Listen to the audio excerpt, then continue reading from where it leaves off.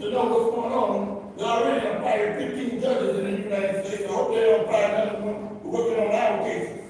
In Flint, where we can get our money. Because two of them are suicidal. And they're grinding their teeth. But that hates me. But then it's stolen one of them got because he was grinding his teeth, getting mad at the president Trump. Kick his ass. Because he don't fuck in our top. All right. 32 seconds, make it count. Keep on doing what you're doing, whatever you're doing. Because the neighbors talking about, they're going to give me, she just a video of me. And she published it, and it went, what? She said, I meant like everybody in the court, inside because it's against the law. She had a hospital, women making babies, and I said, don't you know, Mr. County right there across the street? I mean, she said, yeah, she like, she don't know who was that. But getting away boys and girls in a heck of the night, boy, coming in late, telling you I'm late. Thank you. Next speaker, Madam Clerk.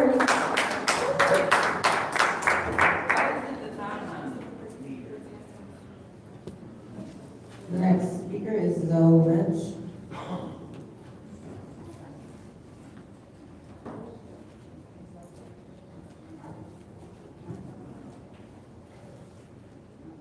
Hello, my name is Zoe Lynch. I represent Non-International Alliance on Mental Illness today. And I'd like to invite the community to a couple of events. The first one is going to be happening this Saturday at the Church Without Walls. It's at 6202 DuPont Street. It'll be this Saturday the 27th from 2 to 6. We'll have a DJ, some music, food. It'll be a 1 mile walk. And we'll also have bounce houses and games for the children, so everybody's welcome to come. Donations are welcome, however, they're not mandatory. The second is going to be on October the 15th at the Flint Farmers Market. And from 6 o'clock until 8:30. We're going to have a focus group. We'll have Dennis Russell is going to be our featured speaker. We'll have a panel of various speakers that are resources throughout the community, and I will tell you in a couple of weeks exactly what they'll be. And we'll have beverages, and we'll also have, I guess that's it. Anyway, you're all welcome to come. There's no charge to the public, and we're hoping for a big crowd. So it's going to be 6 o'clock to 8:30 at the Flint Farmers Market in the Ransdale Room on October the 15th. Thank you. Speaker, Madam Clerk. The next speaker is Stanley Wood.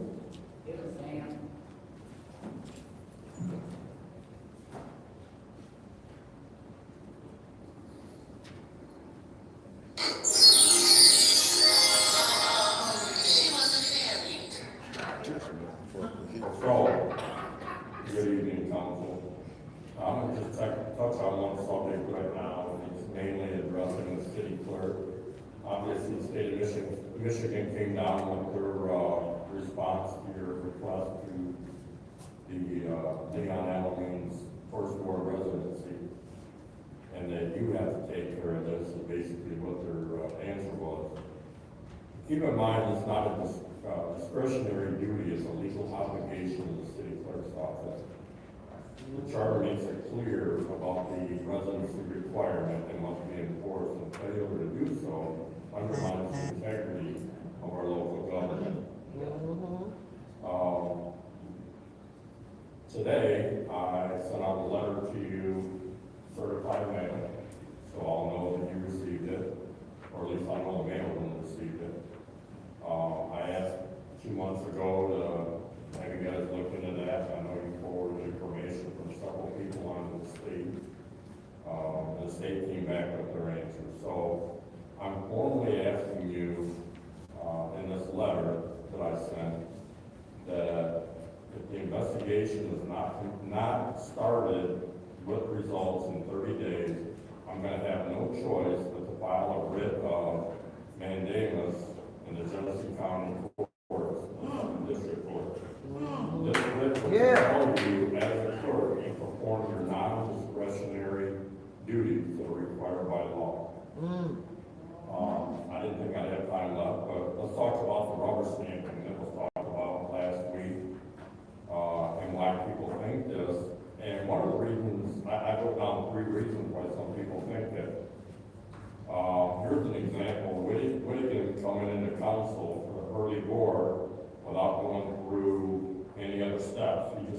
with the council on that. What about items that just keep calling the special affairs without ever going to a committee? What's the purpose of the committee? I thought that was to discuss things, and then either move it to council or move to special affairs if more information is needed. And then bringing things back when they failed already, but bringing it back when you have 5 votes, that way you can get that stuff passed. Davina, back to you. I appreciate you. I know you're trying to do your work. I know you said you're independent. You're not on any team. You're fair and impartial.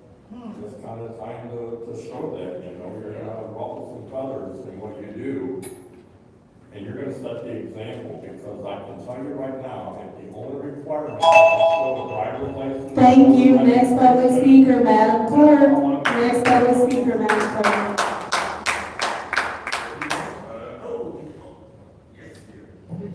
Next speaker is James Moore.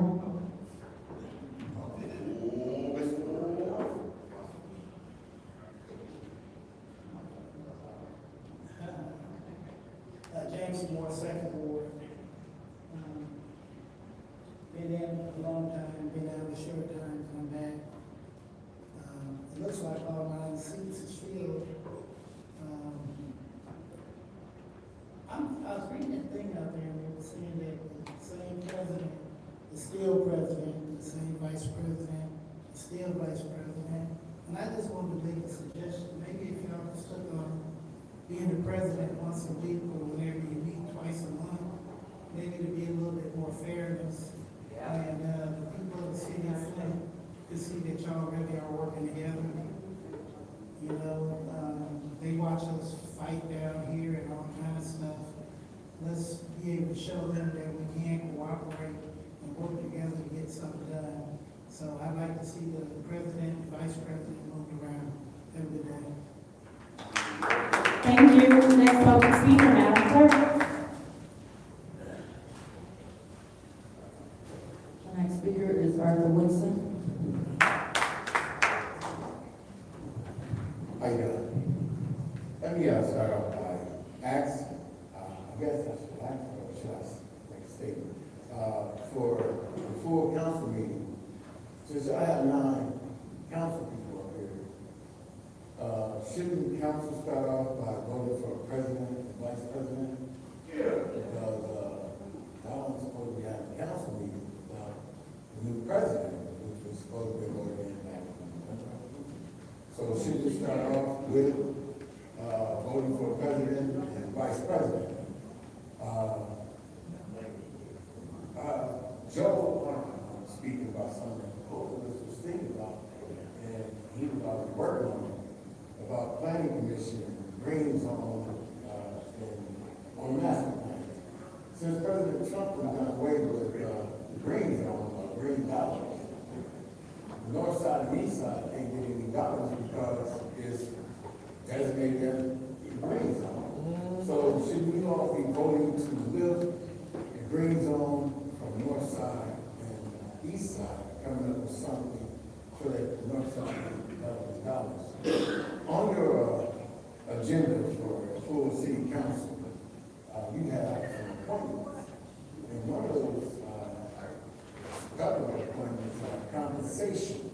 You nearly ran in 2019, saying that he was going to give the salary back that Mayor Weaver was getting, but he got it down, he got raised. Wow. He's putting people on this compensation board that is real close to him and his family, that will be yes for giving him a raise, but they won't get dollars. So the Democrats cannot speak ill of President Trump or the Republicans because they do the same thing. They put people in position that's loyal to them and not loyal to the people or the job. They're supposed to be working for other people.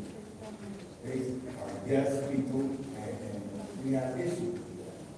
The majority of people that he's putting on these boards are people that bows down and kiss the ring. I said majority, not all, but majority.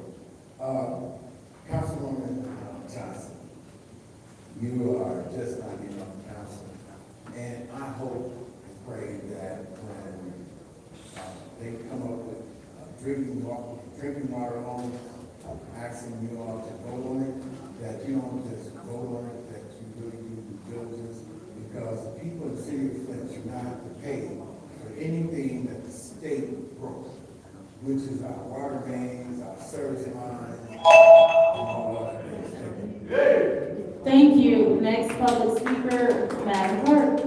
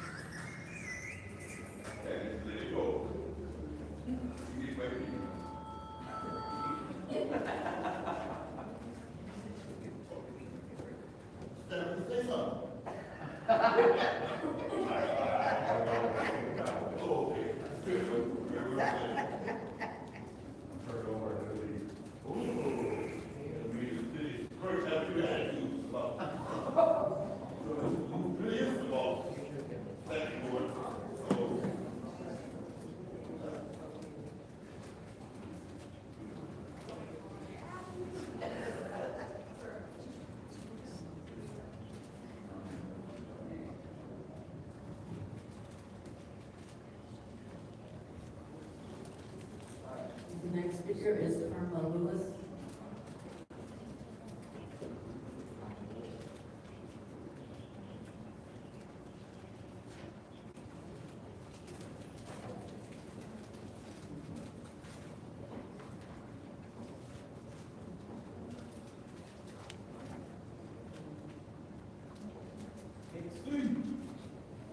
Good evening, Council.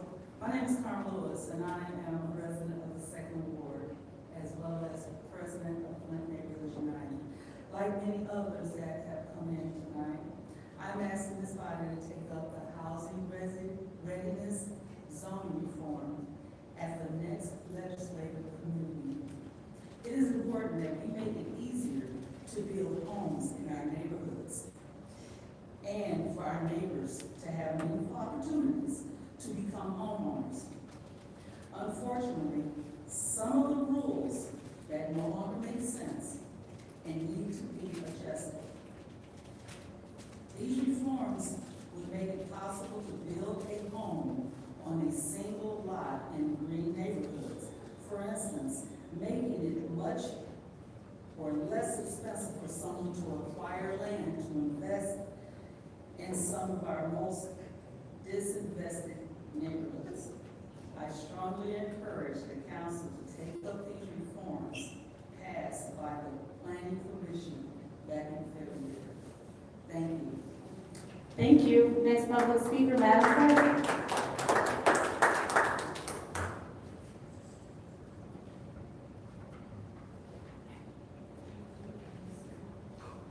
The next speaker is Joel Arden.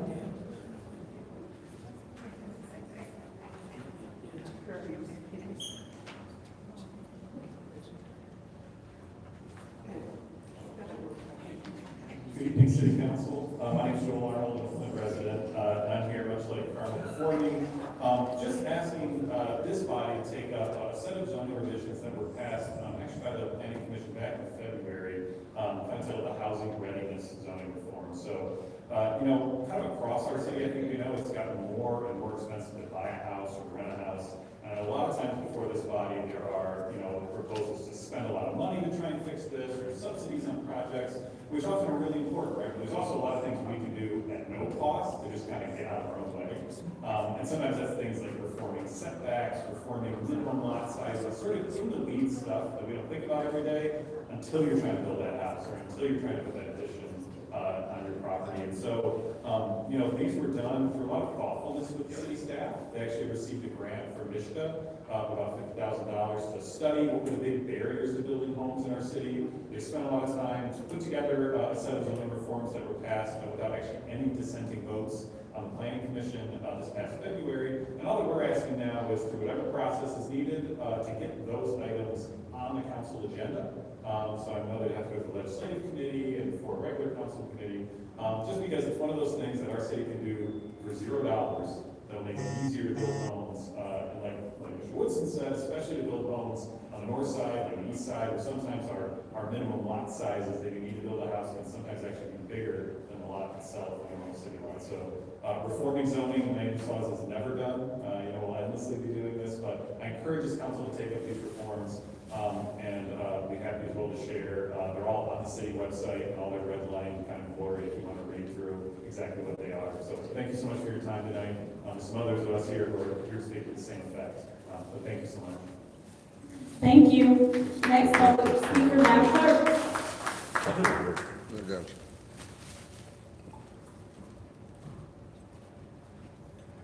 The next speaker is Sarah Houston.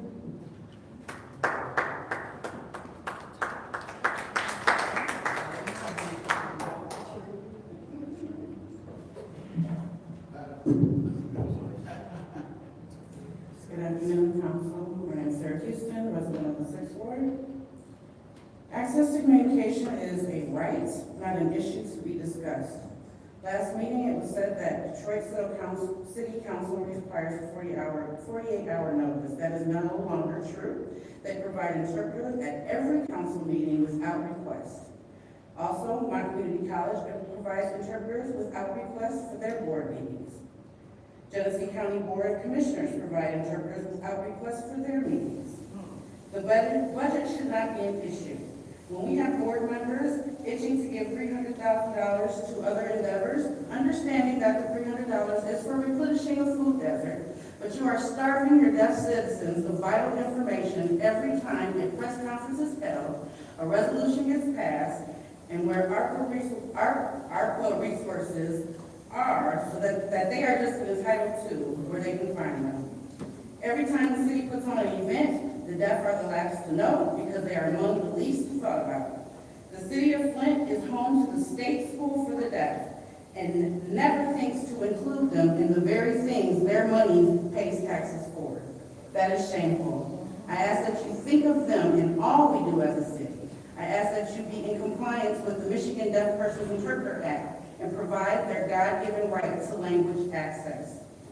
Equal access requiring a request is not equal. You had a request a year ago, and they're still waiting.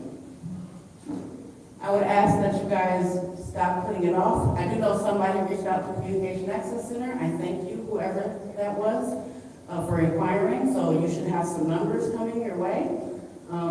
It shouldn't be a budget issue. It should be a line item, just like that $100,000 for the office budget supplies.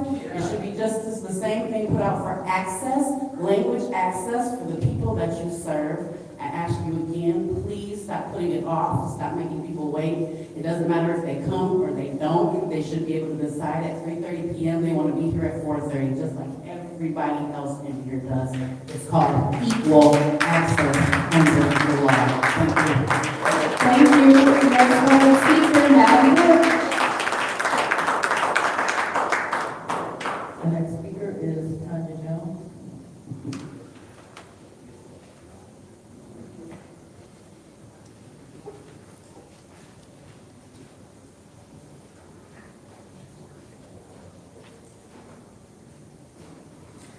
Good evening, my name is Tanya Jones.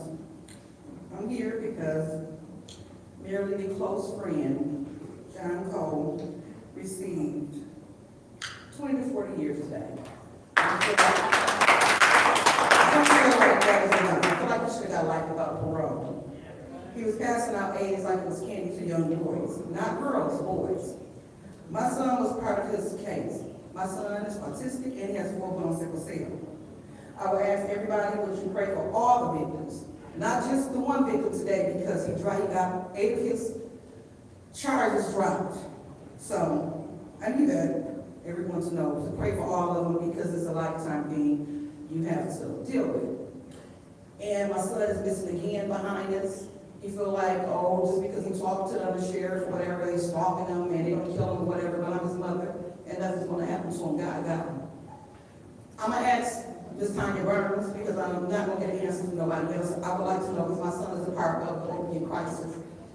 he's on meth, and he's supposed to be on his medicine for sickle cell, but obviously he's self-medicating. So first of all, where's the opiate plan? Second, 30% of the opioid dollars goes to something other than the opiate prevention and intervention. What has the city of Flint been using the millions of dollars they receive for the opioid settlement funds? I'm just asking these questions because I need to know. I'm advocating for my son, but what about the people who don't have nobody to advocate for them? Why is the mayor using the opioid fund millions of dollars for his own personal stash? For like campaigning, for his personal write-ins, for giving away money to organizations at his own free will? All I can say is I'm tired. I got a towel on my head because guess what? I was conditioned my hair, but I'm tired. So I just want to just be the voice for, I'm not going nowhere, no matter what. God called my son home, guess what? I'm not going nowhere. Because my son opened my eyes to see what's going on in Flint.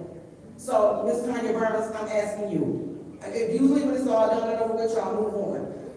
She got her head down, but she went to church with my son at Ebenezer. So I feel like churches, y'all talking about concerned churches, concerned pastors, why they ain't reaching out and saying, Tanya, how can I help? That's what church is about. That's what I grew up. That's why I don't go to churches around here. Because I've heard, I don't know what to do. But Ms. Machette, she don't need to be president because it starts outside of this council. It's like having a kid. I don't know if you got kids, but it's about outside. I'm a mama, I'm a concerned mother. My son is 31 years old. But all my kids, I got a 34-year-old, a 31-year-old, and a 29-year-old. They still my babies. So we all a child of God. But it's not about when you in church. He was on choir. He was doing everything. He was doing everything. Thank you. You ready to say it? I'll say it. Speaker, Madam Clerk. God bless you.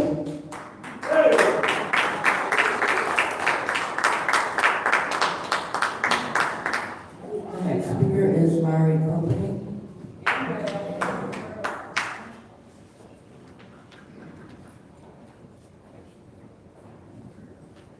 Every single week, council members show up in this chamber and prove their attitude and behaviors are way worse than actual juveniles. Last week, we witnessed as the council president bullied both other council members and residents of the community. It's almost as if she forgot she works for the residents. And the council person from the fourth ward thought it was appropriate to remove her shoe, lean back in her chair and lift her dirty, nasty barefoot for the whole entire chamber to see. And when the youth expressed how immature those actions were, she laughed about it. So please don't ever attempt to tell the actual children to stay in a child's place when you got up there and showed everyone your foot like you were auditioning for Peak Finder. P.S. Nobody would buy it, by the way.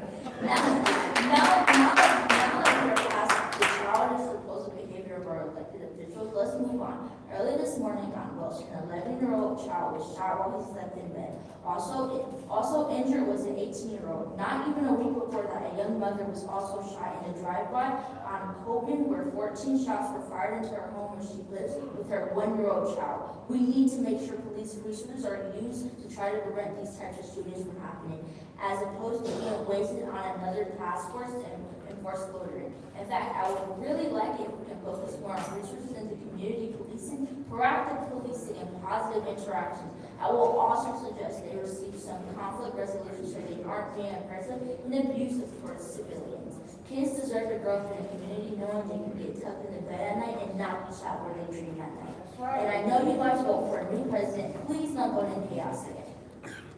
Thank you. Next public speaker, Madam Clerk.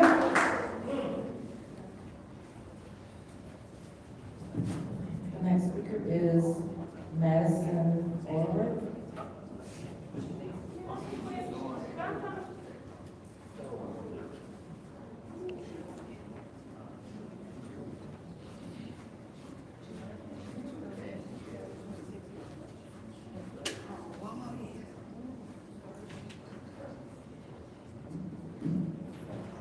Hello, City Council. My name is Madison Flint. I'm now a proud new resident of the 9th Ward. I know you see me. I see you.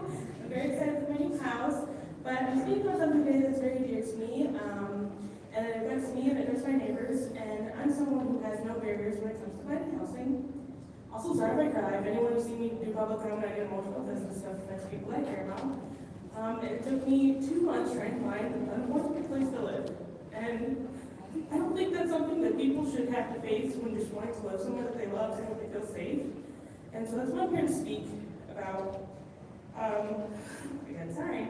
I'm here tonight with others asking the council place on its agenda the housing readiness zoning reforms passed over 7 months ago by the Planning Commission. In many Flint neighborhoods, we have working rules that make it challenging to build new homes. From some minimum lot size rules that are bigger than the lots, we even have setback rules that make it very hard to fit a house on a lot. These reforms address these issues, cost the city $0, and make it easier to build, especially in areas zoned green neighborhood and traditional neighborhood. So that's typically about the north side and east side, like has been mentioned before. And please work to get these reforms on the legislative committee agenda, and thank you for helping to make the city more affordable. I really hope that you guys do consider getting this on there soon, because when I was desperate trying to find housing, people were saying, have you looked in Grand Flint? Have you looked in Davidson? And no, because I love my city, and I want to stay here, and I know other people feel the same way, but they can't stay here because we're built for today. So thank you guys so much for your time. Thank you. Next public speaker, Madam Clerk.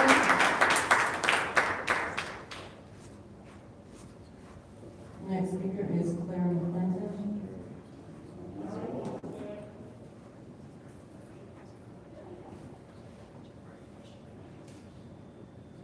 Good afternoon, council. We have so many challenges that we face, and if we draw on our history, the history of Flint, the history of the working class people that made this city thrive through the labor movement, the fair housing movement, all done by the grassroots people. No superstar came in and did this for us. We did it for ourselves. And we also had a provision for, as I say, open housing.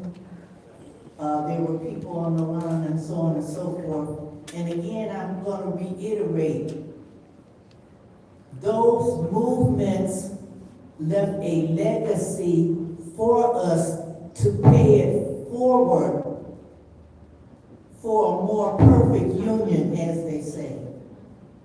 And we have to ask ourselves, when council people are assaulting residents, even when we had the emergency manager, when we were living under dictatorship here in the city of Flint, even then we didn't have residents arrested for trying to speak.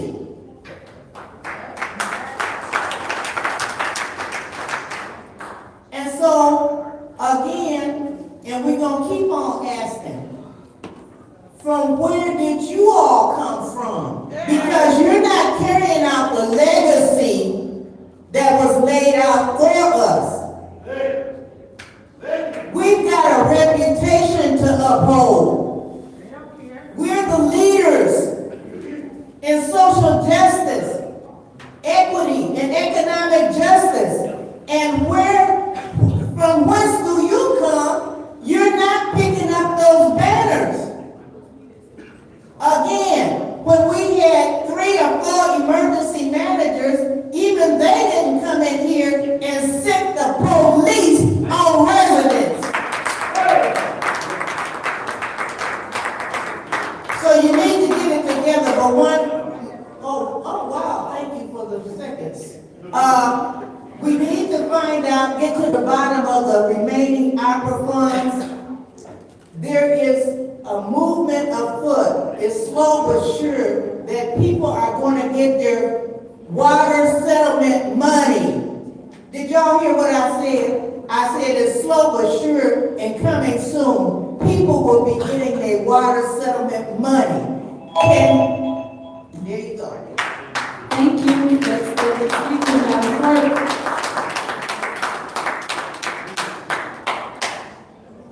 The next speaker is Chad Schlosser. Good evening, City Council. My name is Chad Soisher. I'm a resident of the 6th Ward and a homeowner in the city of Flint, and I also want to be sure that other Flint residents have the same opportunities that I have had.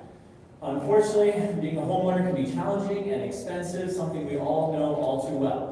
While many of the solutions to our housing crisis are very expensive, there are some reforms that we can tackle at no cost. The housing readiness zoning reforms are one such reform effort. By making some simple changes to our zoning law to unlock more single-family homes and duplexes in our city, these changes will make it easier for Flint residents to invest in their own neighborhoods and build their own homes in more affordable ways.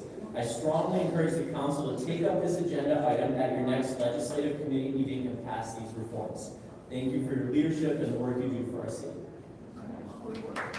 Thank you. Next public speaker, Madam Clerk. The next speaker is David Peachy.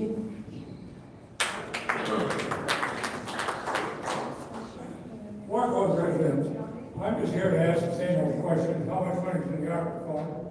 And one of my big questions is, there was $400,000 given out for 9 wards. I would like to know each one of you to tell me how much you got for your ward. Because I understand one ward, right in front of me here, 5th ward, got $100,000. That would be 25% of that 400,000. I'd like to know why it wasn't divided up equally among 9 wards, because they're all in bad shape. Some are better than others. But these are things that we care about, we need to be answered. That's right. My neighborhood, I appreciate, Judy, I'm not gonna put you down, but you gotta stop being with the mayor every time I turn on TV. There you are. You're not in our ward. I've never seen you not work on TV. But you spend too much time with me that he's getting his way.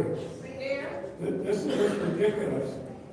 That's all, I think that's all I want to say. Okay, thank you. Thank you. Next public speaker, Madam Clerk. The next speaker is Derek Norman.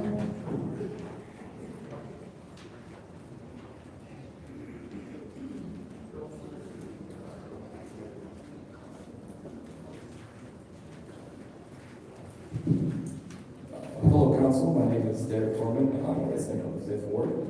I want to thank Council for taking many steps over the last several years to reform zoning laws in our city that has truly had a big impact. Unfortunately, the work is never fully done, as there are always changes needed to make it even easier to build quality, affordable homes. That's why tonight I'm asking Council to take up the housing readiness zoning reforms.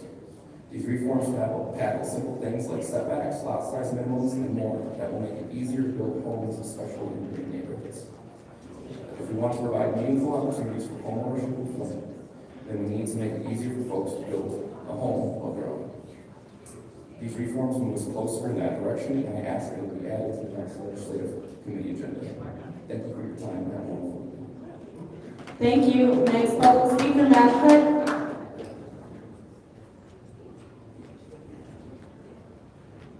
The final speaker for this meeting is Beverly Biggs Levy.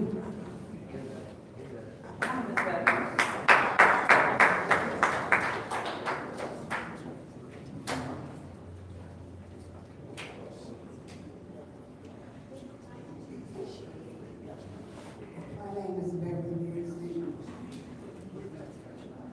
I want to talk about, you guys still think it's okay that Leon stays in that seat. When that lady on Copper Road got killed by her boyfriend, domestic violence, you guys still think that's okay? That's not okay. And then he killed himself. It's time for you guys to wake up. Innocent until proven guilty. That girl was innocent. She didn't have to act, she didn't have her life, she didn't want her life to go with 3 babies. If you guys think it's okay that this person that don't live in the 1st ward, that don't live in the 1st ward, he's on Sherman in Mount Morris Township. He don't live in our city. Why is he still in this seat? Rena, I know they probably done threaten you, they probably done harass you, and everything else. they fire you, put in a lawsuit on him. Because it's time out for us to sit around here. He shouldn't be bidding on anything in that seat.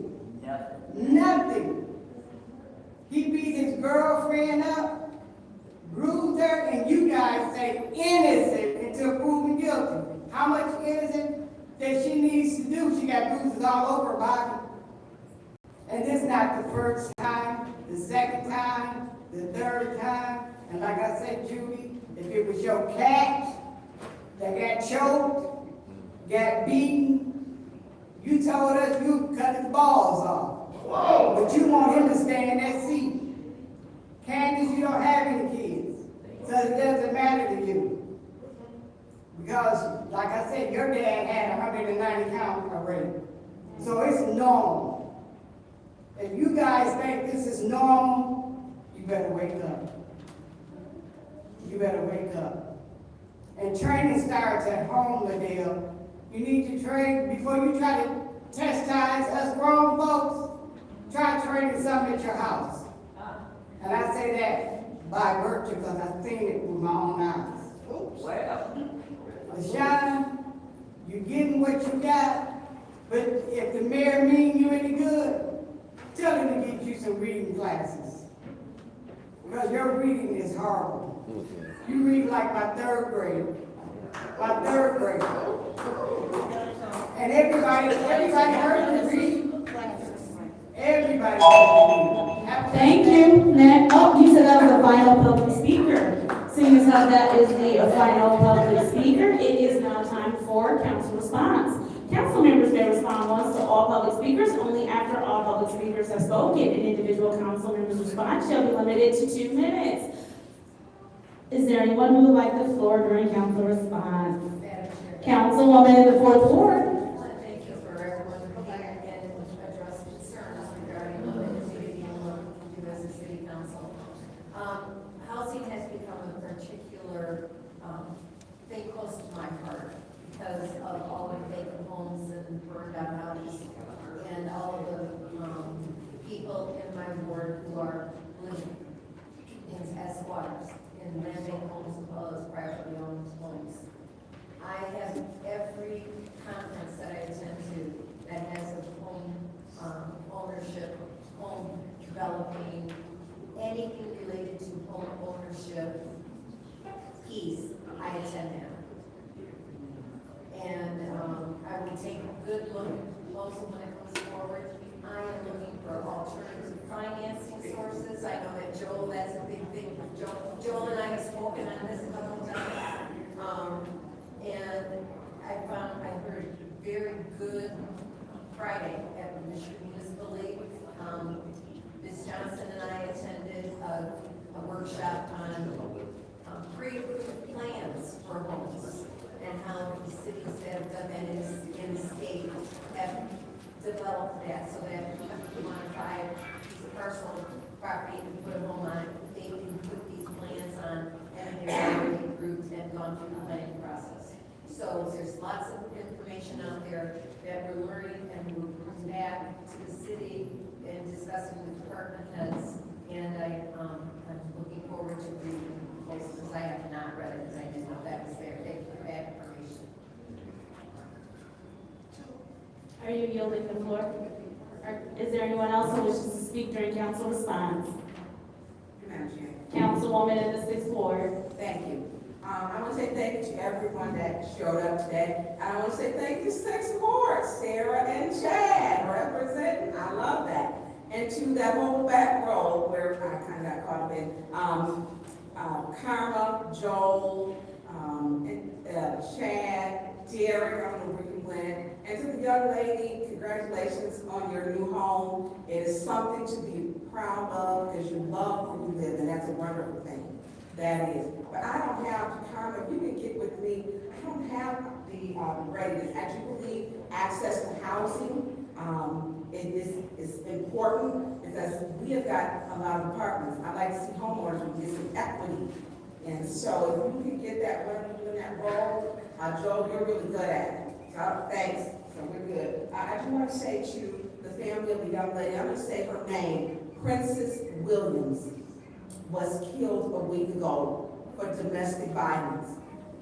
She was held in a park all day with a gun where he told her he was going to kill her and her 3 children. Then he told her he would keep the 2-month-old alive. He took and said, you can die here or you can die at home. There was a standoff. Domestic violence, we have to take it serious. He killed her. She left behind a 2-month-old baby because she didn't know where to go. There was nobody helping her. But when you help people, we get people who threaten you, who ride by your parents' house, your other relative's house. We get that.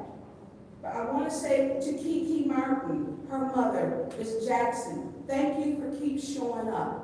Because in the absence of your daughter's voice, your voice is being heard, that domestic violence, we're understanding, we're representing, it won't be tolerated, abuse against any man or woman, we have to speak out. Stop domestic violence. Thank you, Ms. Jackson, for showing up. Thank you. Is there anybody else who wishes to speak in council response? Councilwoman in the 2nd Ward. Thank you, Madam Chair, and to our guests in the back, Joe, as well as Chad. I'm definitely on board for housing, new housing in the city.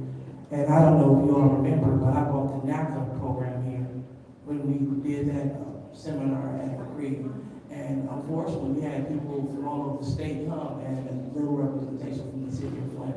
And NACA is spelled N-A-C-A. And what do? They prepare you for first-time home ownership. So when you find a structure that you want to reside in, they offer the free, basically like no closing costs, and you get a big percentage rate lower than the going rate. So it is a program that literally walks you through every single process, and it's funded by the banks. And also they have a program where they're starting to drop modular homes on vacant lots. So again, that is definitely a big push of mine, seeing our homeless population. A lot of people think the homeless means that you're on the street, but if you're sleeping on your grandma's couch, near your auntie's basement, that can make you homeless as well. So we want to make sure that we get affordable housing here, so don't on board. I also want to highlight the great things that happened in the 2nd Ward this weekend.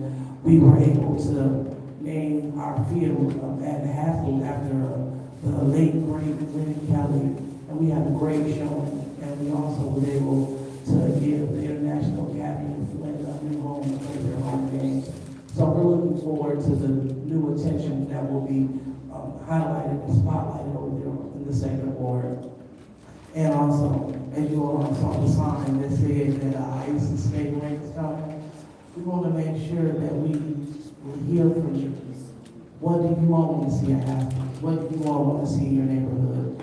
And also, I want to continue to encourage residents to come to the 2nd Ward and make conversations. Thank you. Thank you. Is there anyone else who wishes to speak during council response? Seeing how there is no one else who wishes to speak during council response, I will go ahead and take my time. The only thing that I have is for both the city attorney and the city clerk, also city clerk, the housing readiness reform. Can we see where that is and make sure that we have all the information needed to bring that resolution to committee on Wednesday? Thank you. And that is all I will do with my time, seeing as how I am the last speaker. It is now time for the consent agenda. What is the pleasure of the body? Councilwoman in the 4th Ward. Make a motion to send the consent agenda to council. There's been a motion by the councilwoman in the 4th Ward to send the consent agenda to council. Is there support? Moved and properly supported by the councilman in the 1st Ward. Are there separations? Councilwoman in the 6th Ward. 250-303.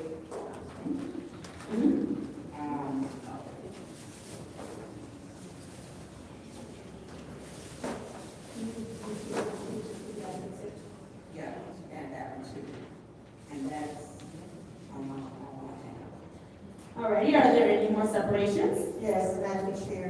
Councilwoman in the 5th Ward. I would like to separate 2503 to 250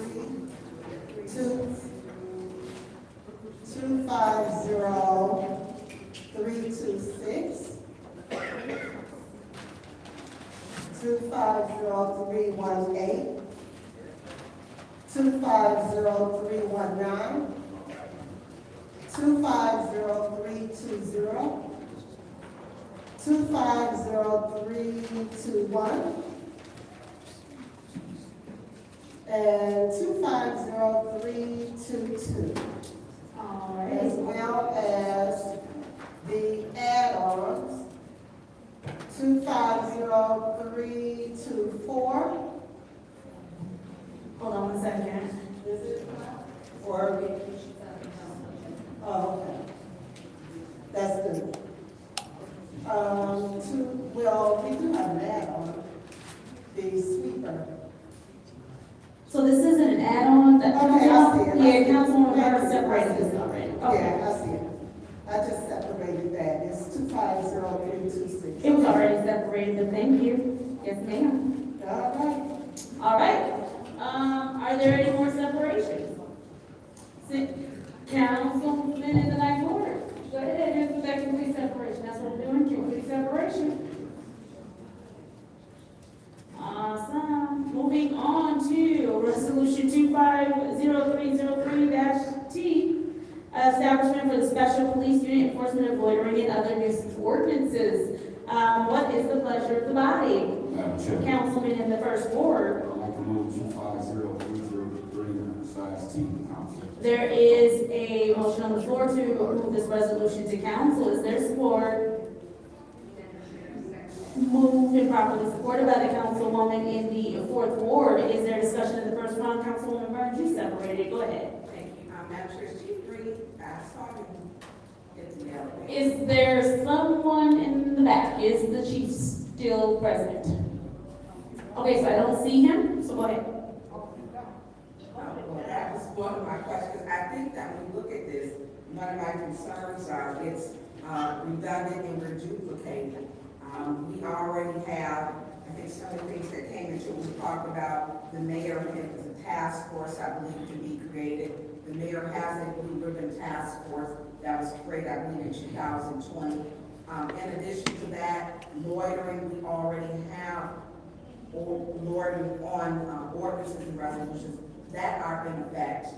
That what we need is enforcement. We have loitering signs, which are put on municipalities, businesses, such as party stores, clubs, and if you ask, they will, you just have to inquire with the police department, get with the chief, and they send an officer out to post it, so that if someone comes on your property, it gives the city permission to arrest. And there's other loitering that's already, so I thought this was redundant, it was duplicating. And then in addition, they also have the program, the Green Light program, where many of the businesses have the Green Light. They have cameras that the live feed goes directly to the retail center. So this was not, well, this was, to me, I felt it was redundant. If you read the ordinance books, what we have is an enforcement problem. We continue to lose officers because of the rate of pay. We look at Michigan, the state, University of Michigan, you got like a $15 top-out wage, as opposed to Flint. We need to improve that gap, and so that is the issue, is enforcing. I don't think we need another ordinance that we don't have the capability of enforcing and putting that burden upon our police department, especially when we talk about, we just had shootings.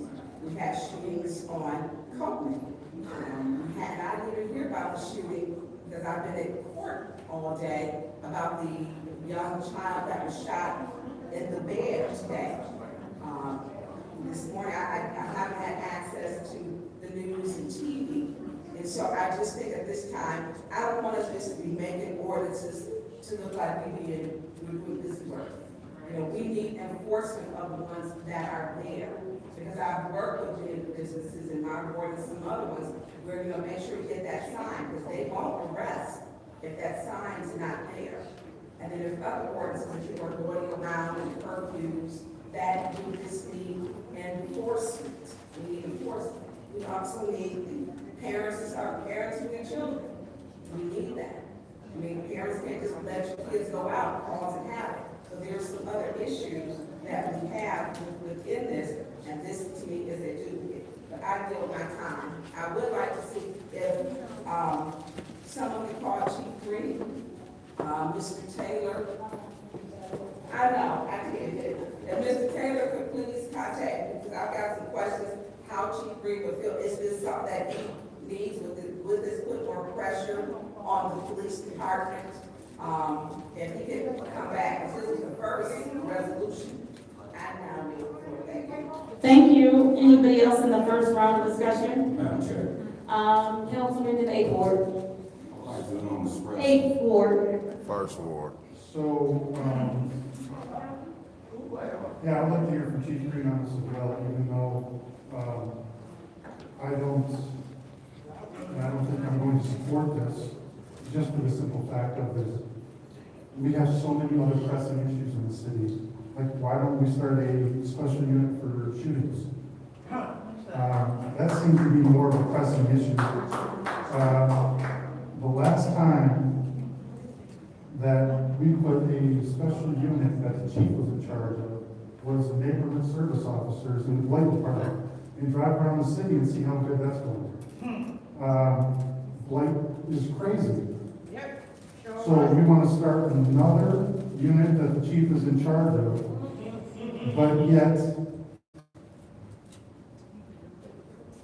we can't handle the capacity of the crimes that we have now, and yet we want to zero in on certain violations of things instead of covering everything. So Ms. Burns is right, we have an enforcement problem, we need more police.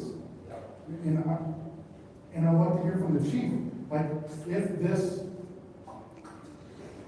enforcement task is going to be implemented, does that mean he's pulling police off the streets during certain high peak times to handle this? Are we hiring people? Like, I'd like to know the whole logistics of this, because to me, we have so many more pressing issues in the police and the crime of this city that if we don't start attacking it from the top down and stop the shootings, like we're gonna arrest somebody for loitering, but you go down the street and you go drive by and you can't find these people? Like, it doesn't make sense to me, and I think that this is a distraction for the real problem. And I'm not willing to sign on to take police off the streets that may be working on major crimes to enforce these laws that should be enforced, but, you know, we have to work with what we have. And it doesn't make any sense that we can start a special task force for loitering and other nuisance ordinances when we can't stop crime, major crime. And Madam Chair, through you to the city attorney, the language on this, it says we are going to petition the chief of the city of Flint Police Department, but it says the special unit shall be organized. So are we ordering him, or are we petitioning him to start this? Through the chair, you would be petitioning the police chief to do such. So, he is under the purview of the administration, yes. So is the language, this unit shall be organized, is that inappropriate? Well, if your resolution passes and you petition him, it is voted on that it would be agreed upon, in effect, within the 30 days, as per the resolution.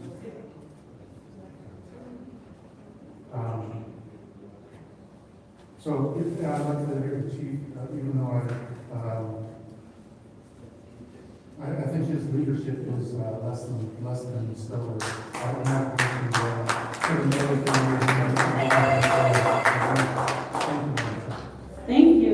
Anybody else in the first round of discussion? Madam Chair, Councilman in the first ward. I would like to express my full support for this resolution. I had to speak with the chief over the weekend who has expressed his full support of this resolution, which is focused on enforcing all the ordinances and things. Can we please pause the time? I would remind everyone in the chambers, council included, let's silence our cell phones. Thank you. Please start this time. I also would just like to add that the task force will be one, such an example with this task force, will not only be the Flint police, it will also require retired police officers, NSF officers, and peer recovery coaches and youth. The community be fully involved and engaged in enforcing these ordinances and things that they need to tackle. With that, Is there anyone else in the first round of discussion? Yes, Madam Chair. Councilwoman in the fifth ward, you have the floor. Thank you. I don't understand how the NSOs are gonna be working on this to help with this, task force, and they can't even do their jobs as far as taking care of the community. So how would they be able to deal with this? And I have to agree with Councilwoman Burns and Councilman Pfeiffer. This here does not address the root causes of what's going on in our community. And therefore, I will not be supporting this. I would like to hear from the chief as far as this resolution. Yeah, we need a special police unit to deal with the gangs in the city. How about that? Thank you, Madam. Is there anyone else who wishes to speak in the first round of discussion? Madam Chair, Councilwoman in the second ward. thank you. This is my colleague in the fifth ward, we do have a gang task force. Now, I think that she would know that, the council, she's yelling out during my time. Councilwoman Ricardo, please stop yelling out. Go ahead. So if she knows that we need another one, I encourage her to form a relationship to get these things spearheaded and initiated. See, this is how we get positive change going. If we think something is deficient, as elected representatives for our ward and also our city, it's up to us to engage with the proper personnel to make this happen. So if we're a little lax in the gangs area, how about you find out how they're lack, why they lack, and get into it. You know, just like Ken Michelle and I did with the fire safety initiative. However, going back to this specific ordinance, it's very important because this is important to the residents. Residents, they're talking about loitering. They don't feel safe when they go to certain establishments. This is what the residents said is a problem. And so thank you, Councilman Mean, for taking this on. I know it's been a long time in the making. And just understanding the fact that, loitering is a problem. It makes people not feel safe going to these businesses. So getting all hands on deck, and according to this resolution, this is not an ordinance. I'm going to say it again. This is a resolution, not an ordinance.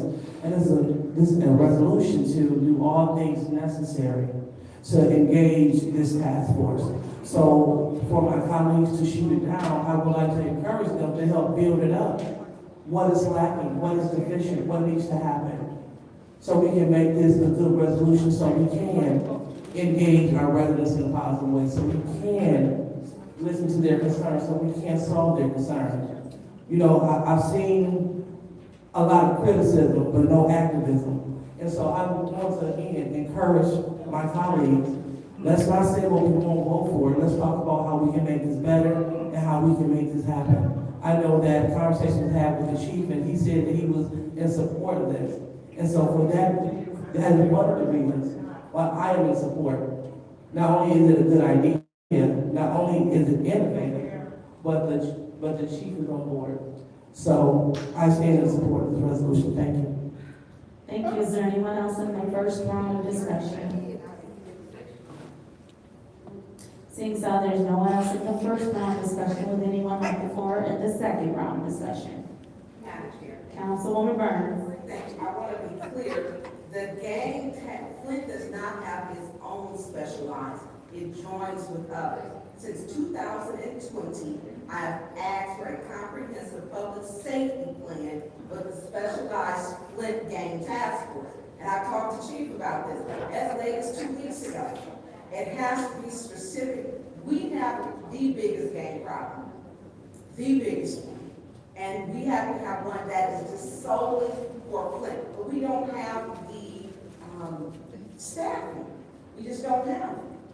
And so when they're doing other things, the tactical unit, or it used to be the TAC, or whatever the name of that one was, we have to prioritize. So before I'm worried about loitering, gunshots, gun violence, children being shot in their beds, drive-bys, where's the opioid plan? The opioid plan should be a part of the specialized, the comprehensive public safety plan.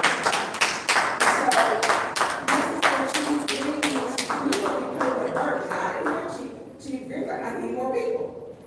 He said that. So I don't know where he said that he got, because I know they are stretched.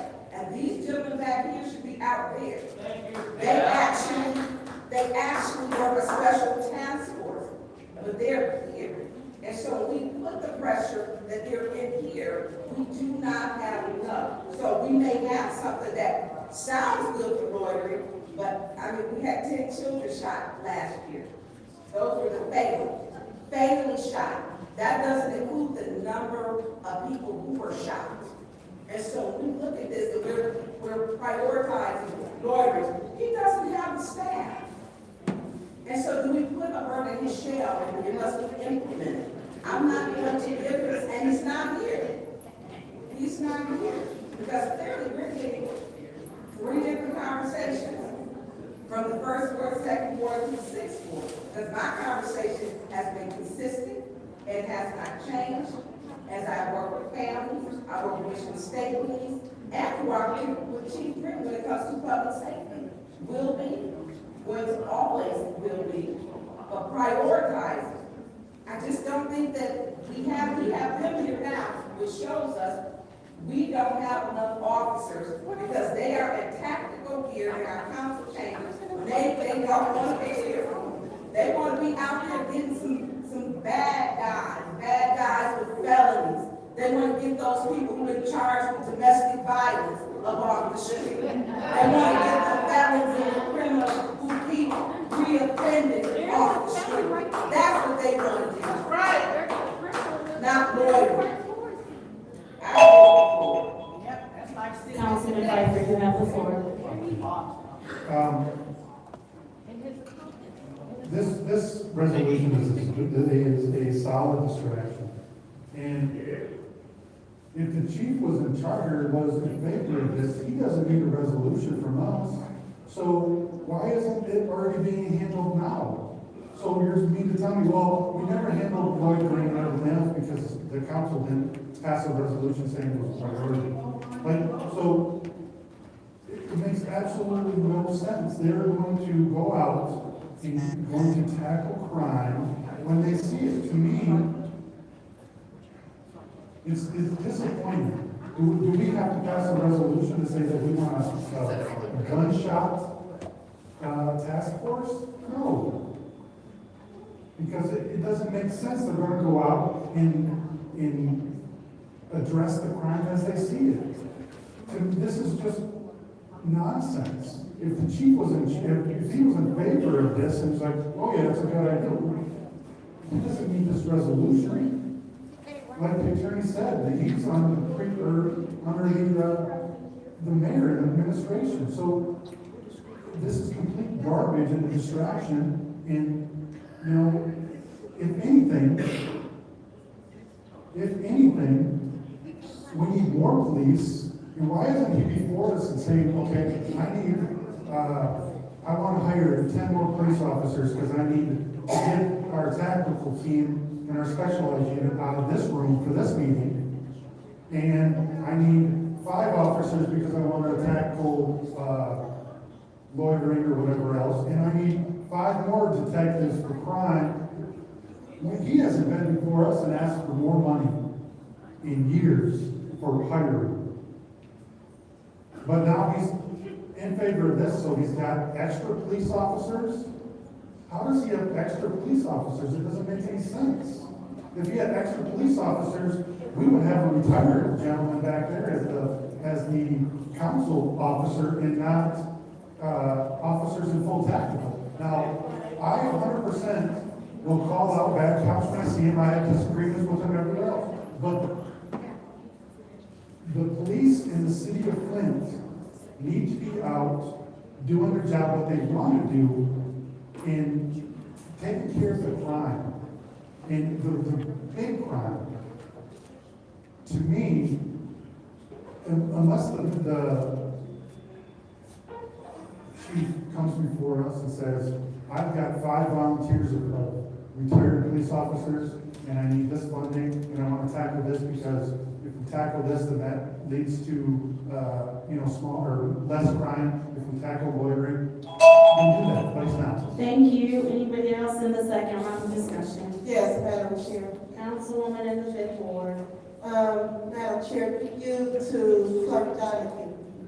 Clerk Donahue, where did this resolution come from? Who sent this resolution up? Did Chief Green send this up? The resolution was sent to me from the city attorney's office, and it was that's the president of the first ward of council. Oh. So the first ward councilman is.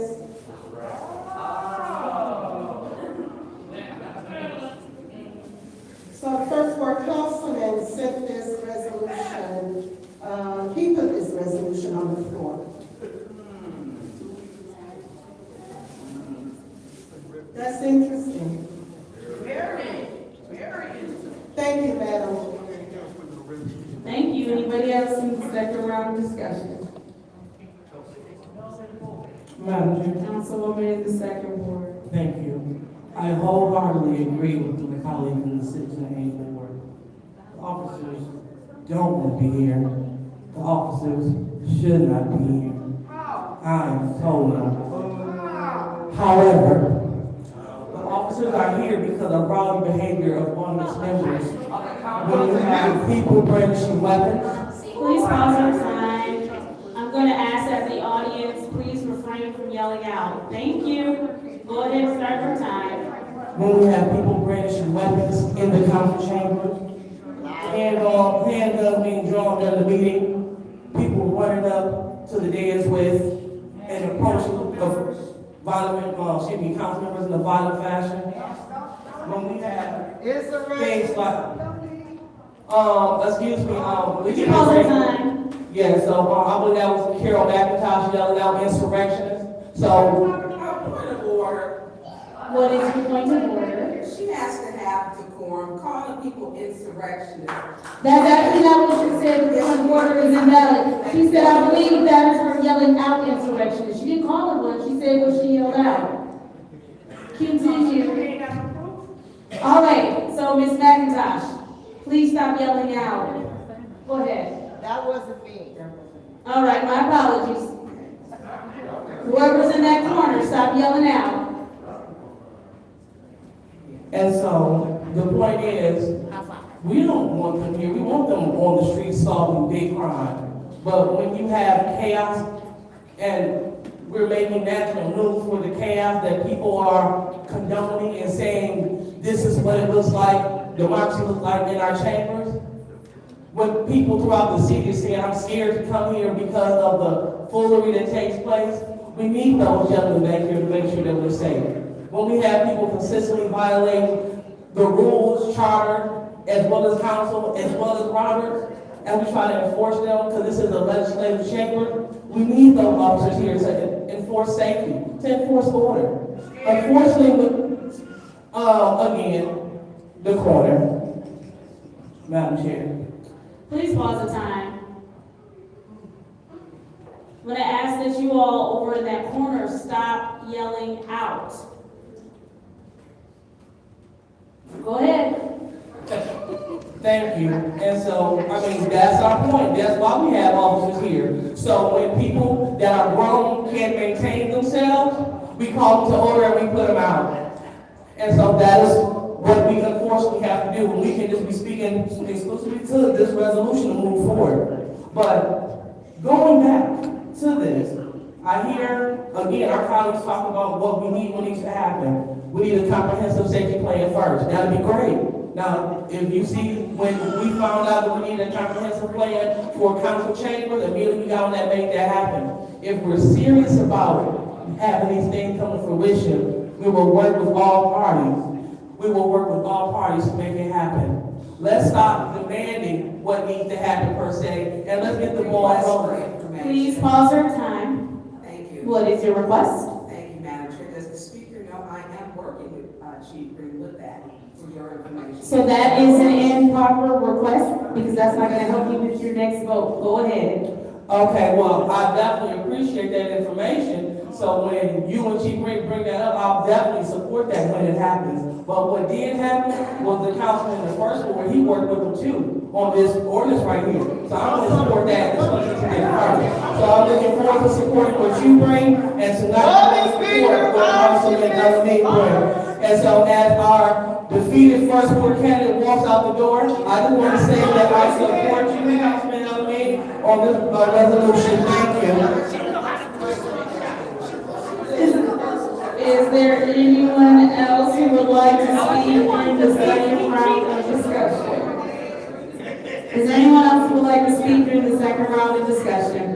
Seeing as how there's no one else who would like to speak during the second round of discussion, I will go ahead and take some time. So basically, this resolution, this is an enforcement resolution. It literally says establishment for special police unit enforcement of loitering and other nuisance ordinances. One of the things that we often see when people loiter, that it does end up in other altercations, that it can end in gun violence. A lot of the time, during COVID and some time thereafter, we often find that there were a lot of violent instances that occurred due to people loitering. I know that Chief Green is, in fact, in favor of this resolution. I believe he came to council today to speak to this resolution and him being in favor of the resolution. I believe this resolution was crafted, working with the chief, having a conversation with the chief, and the chief being aware of what would be asked of and required from several different branches in his department. And so I am going to support it because the chief is in support of it, work on it as well. And again, this is a resolution speaking to enforcement. Roll call, Madam Clerk, for the vote to send Resolution 250303-T, which is the establishment of a special police unit enforcement of loitering and other nuisance ordinances to council. Dr. Lewis? Yes. Ms. Johnson? Ms. Beasley? Yes. Ms. Ruby Carter? No. Ms. Carter? No. Ms. Shan? Yes. Ms. Pfeiffer? Mr. Darren? No. The Yes. vote is 5 yes, 4 no. Vote is 5 yes, 4 no. Resolution 250303-T, which is the establishment special police unit enforcement of loitering and other nuisance ordinances, has been sent to council. Moving on to resolution 250317-T, which is the charitable gaming license for Crime Stoppers of Flint and Genesee County. What is the pleasure of the body? Councilwoman in the second ward. There's a motion to send this resolution to council made by the councilwoman in the second ward. Is there support? Moved and properly supported by the councilman in the first ward. About the first round of discussion, councilman in the ninth ward, you separated, and would you like the floor? Madam Chair, is there someone from Crime Stoppers or that organization speaking to this?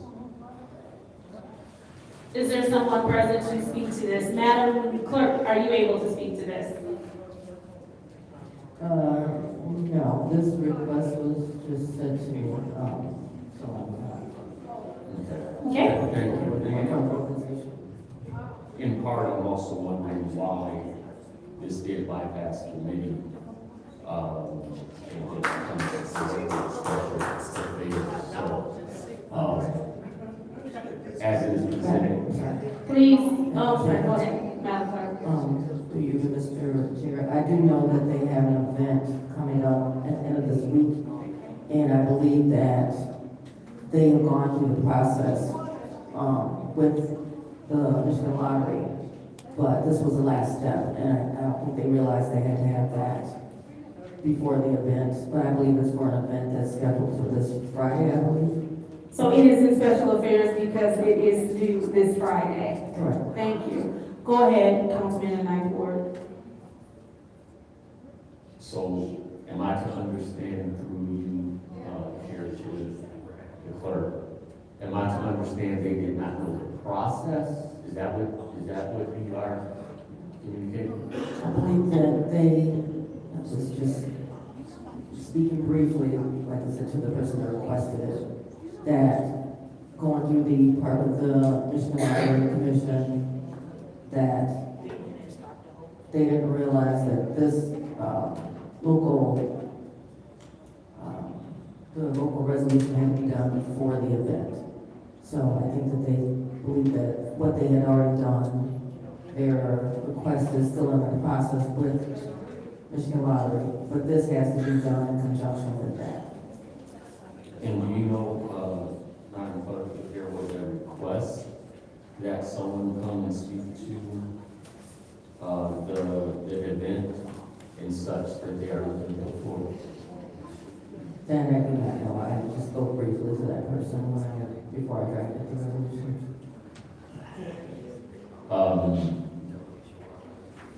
Like I said, my concern and questions, yes, stem from the fact that a resolution bypassing committee and showing up actually the same day that the resolution was written is concerning to me, and something otherwise that I, on principle, would and will push back against. So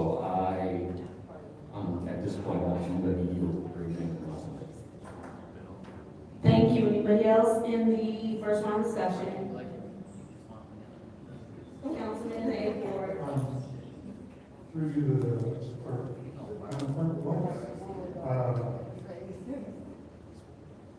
What exactly are they doing? Are they 50-50 or is it what is the actual thing that they're doing that they need that request is?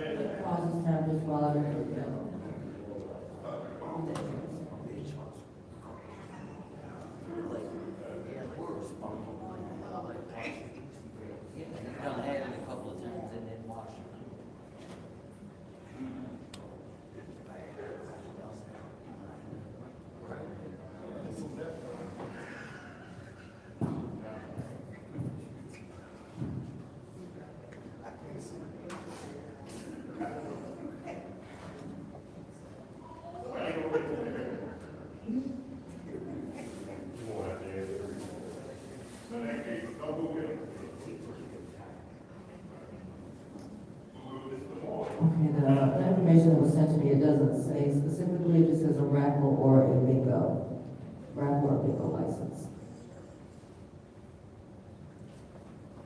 Thank you, Madam Secretary. Thank you. Anybody else in the first round of discussion? Anybody in the second round of discussion? Councilwoman, regarding that before the second round of discussion. Right, the sentence was already done, but you do have the floor now. Yeah, I do have to agree with the council person in the Ninth Ward, Councilman Jared, as far as things showing up on the special affairs agenda, and we did not go over the resolution in committees. However, I believe that when organizations come to us, because I don't even understand why they need to come to us, because basically, really all they're doing is maybe selling raffle tickets or something like that.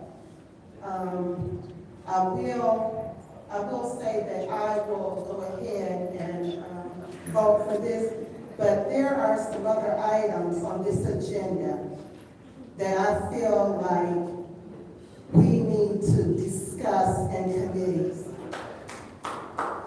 We cannot continue to circumvent the process. Things are, special affairs is not a dumping ground for resolutions. We got resolutions, we have appointments on here, we got a resolution for office supplies, for street sweepers, that we didn't even discuss in our communities. So I will not be supporting those resolutions to move to council. I just can't. We need to stop circumventing the process as far as everything goes to committees first, and then if we need further information, then we'll send it to special affairs. That's what special affairs is designed for. So thank you, Madam Chair. I just needed to put that on the table. Thank you. Is there anybody else in the second round of discussion? Madam Chair, if I could just add Yes, for the ma'am. Go record. ahead, Madam Chair. I just want to make sure that council understands, obviously, you want to come to committees, but these charitable gaming license resolutions, when they come before council, what the council is doing is recognizing the organization is operating in the city as a nonprofit. You are not approving the license or anything, approving them for the raffle or anything like that. You're just saying that this organization is a nonprofit that operates within the city of Flint. And it's just a formality that the state requires for them to get a license from the state. Yeah, it's the law. Go ahead, Councilwoman, in the second ward. Thank you so much. And thank you so much, Madam Clerk. That was a big point of what I wanted to make. First, I want to say, though, that this is committee. This is a committee for us to discuss things. So this is a committee. This is a council. Special affairs, the committee before council. So this is a place where we come. And we can also bring on resolutions. How do we know? Because our colleague brought up the resolution to suspend council meeting in their committee. So it didn't go through government, legislative, anything like that. It came straight to special affairs.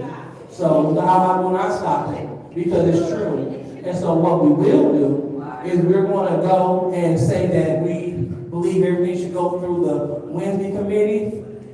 Stand on it and do just that. But as of right now, this is a process that this body has used and our colleagues have used as well. Going back to what the city clerk said, it's the law. The law said that we must do that. So being on this body since 2021, I saw several things come before us. No, we're not approving their fundraiser, but we're doing our portion so they may be approved by the state. Anyone? Thank you. Anyway, so we want to make sure that we're in compliance with the law. We want to make sure that we are doing things in accordance. So I would just like to, implore my colleagues to stay focused. Thank you.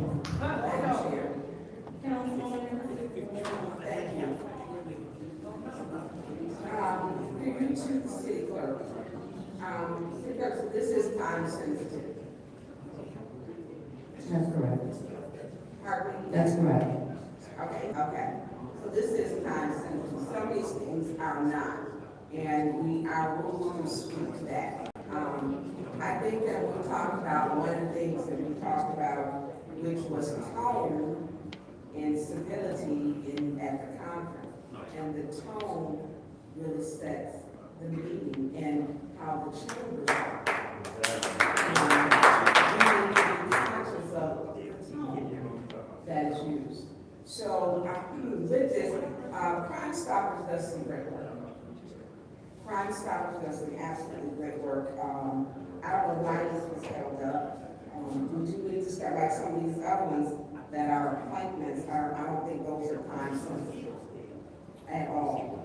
But I think that, some of us need to do a lot more reading, so we have some understanding. But this Crime Stopper we look at, because she has, I think the last time I talked to her, it's like 250 that were in Flint with unsolved homicide, which is huge. That's a lot. So I will be supporting this. I yield the floor. Thank you. Thank you. Anybody else in the second round of discussion? Seeing as how there's no one else, this is the roll call vote to send resolution 250317-T, charitable gaming license, Crime Stoppers of Flint and Genesee County at 2 council. Roll call, Madam Clerk. Ms. Johnson? Yes. Ms. Priestley? Yes. Ms. Burns? Yes. Ms. Burns? Yes. Yes. Mr. Jarrett? No. Mr. Albee? Yes. Yes. Vote is 8 yes, 1 no. The vote is 8 yes, 1 no. Resolution 250317-T, charitable gaming license, Crime Stoppers Flint and Genesee County, has been sent to council. Moving on to resolution 250323-T, which is the Office Depot Office Supplies Fiscal Year 2025. What is the pleasure of the body?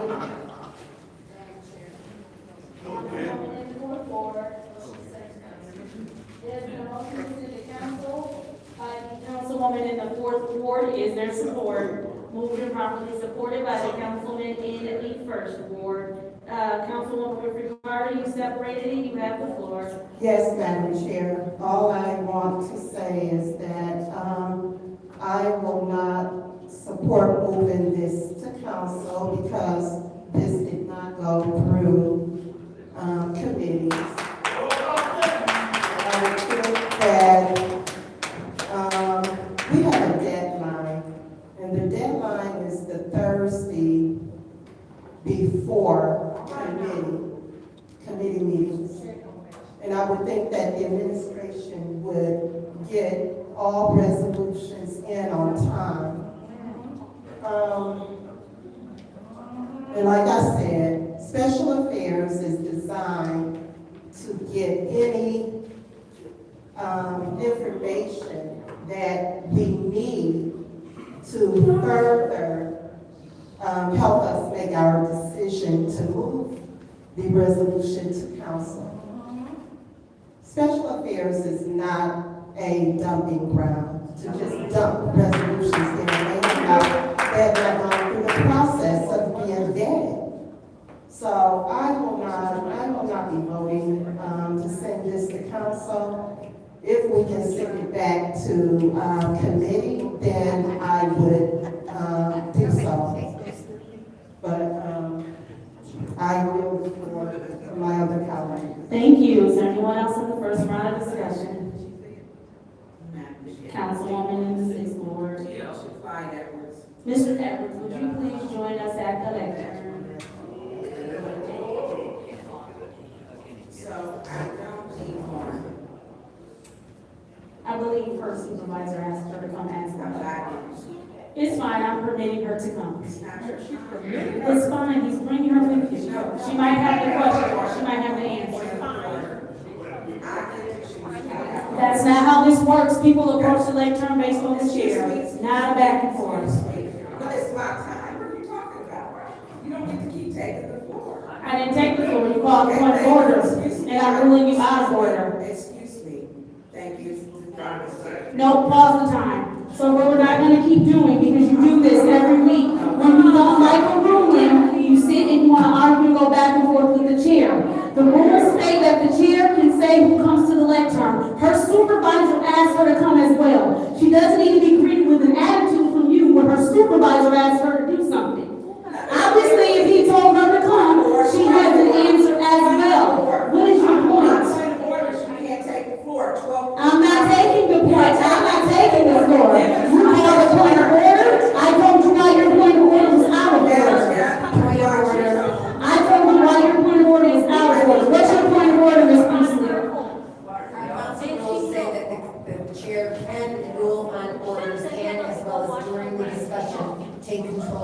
Thank So you. she is out of order, we do supersede our council rules. Thank you. She is out of order. She's been told she's out of order.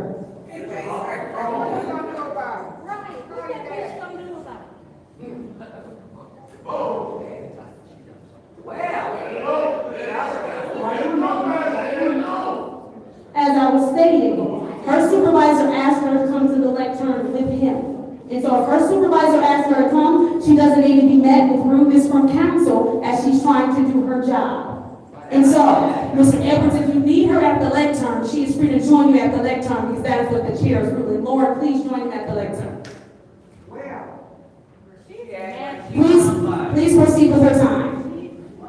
Mr. Edwards, you can go have a seat, I'm done.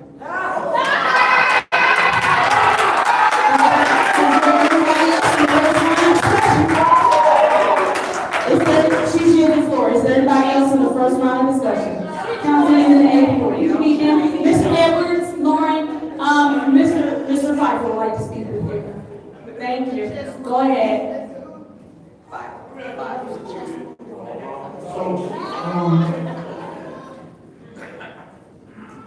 I don't have a problem with this order, or with this resolution. I guess, well, let me take it back. I have a small problem. And that's the last paragraph where it says the purchasing division has the discretion to spend an additional amount of no more than 10% of the annual requested amount for Office Depot. I don't know that I've ever seen that before, where we've authorized, that's fine, RL, please stop yelling out. Did we go over last year? Ms. Robin, did we go over the spending last year? Generally, no. Last year we did not, because collectively, a lot of departments come in under with supplies, so we can balance that out. But in the time being, if a specific department went over by $100, right, we don't want to depend on the other departments to come in under by the end of the year to do the contingency. But since 2022, we have asked for an additional percentage there, but it's just a cushion, just in case. Sometimes at the end of the year, before we shut those POs off, someone needs labor or whatnot to get them from June till September. So, Are all of these dollar amounts the exact of what was budgeted? you mean like per that particular GL number? Yes. These are just, it depends, it's a supply account, so it's not necessarily an office supply account. It would be that division slash department. It would be their supply account. So not necessarily their specific, depends on what department has, how many general ledger numbers they have. This is for supplies, not necessarily office supply GL, if that makes sense. So supplies would mean. Can you define exactly what this would be purchasing? Is it just paper, pens? Is that anything you can, like a general office supply, toner, expo markers, paper, binders, staplers, that general. So, not necessarily, no office equipment, nothing like that, right? This is just consumables? Sometimes it's like Clyde said, like a printer maybe, but we have the Xerox account too for the larger size copy machines, but if someone has like a smaller printer. You just you've had this extra 10% since 2022? We had this was in FY22 and FY23, we did a 5%, and then since 24 and 25, we did 10. Granted, we never dipped into that 10 at that point. It's just, to be completely honest, an easy number to put it as a percentage for math purposes. Off the top of your head, do you know what was spent last year? Last year, you approved 103,550, but we did come in under that. I would have to do the math because there's so many different open purchase orders for that. Every single GL number you have here is a different purchase order. So that some of them had 80 left and 10 left, and 100 left, so I would have to look at that completely. So even though we increased 5% overall in the resolution dollar value, we still need an additional 10%? Well, it based what they need each year, what each department needs each year. Like in FY '24, the total was 134,000 citywide. So this is actually less than it was back even in FY '22, was $112,850. So, in the last 45 seconds, do you know why the fire department uses the most amount of?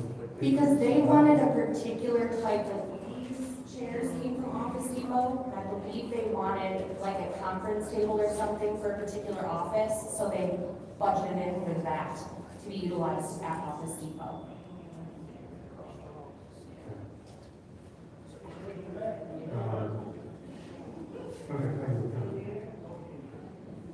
Thank you. Is there anybody else in the first round of discussion? Anybody in the second round of discussion? Madam Chair. Councilwoman Burns, you have the floor. Thank you. So I want to state, because it states Rule 28.6, it says council members may request, and say the chair, council members may request from the presiding chair the opportunity to ask questions of staff or others during debate or any other agenda item. Any such questions and responses shall count against the council members' allotted time. It doesn't state that the chair gets to have someone stand up. It doesn't state that the administrator or the city staff. It doesn't state that. That's not what Rule 28.6 states. My question was simply, Mr. Edwards, for you, was that these are, is there a reason why we're getting this at this time? And this is actually so to create transparency. This is all the departments. I don't think a lot of people know that. The clerk's office, the police department, parks. My question, these are all about $110,000. This is every department. Every department. So department supplies, CDBG office, $7,000. Is that, is you specific here? Is that the plan? Who's in that office? Which office, I'm sorry? The supplies for CDBG office. Is that for, That's part of Emily? Yeah, that's part of planning and development. Who's over that department now? Is that vacant? The director's position is currently. The director and deputy director. We have a deputy We have director. an interim or acting deputy director, that's Rod Swallow. Oh, so we have an active deputy director for that department. That's correct. No, not for the department, for just the This position that was is right. That's on your last category. Okay, and I have one other question. It was on here for ARPA. I believe it was the ARPA that was on here.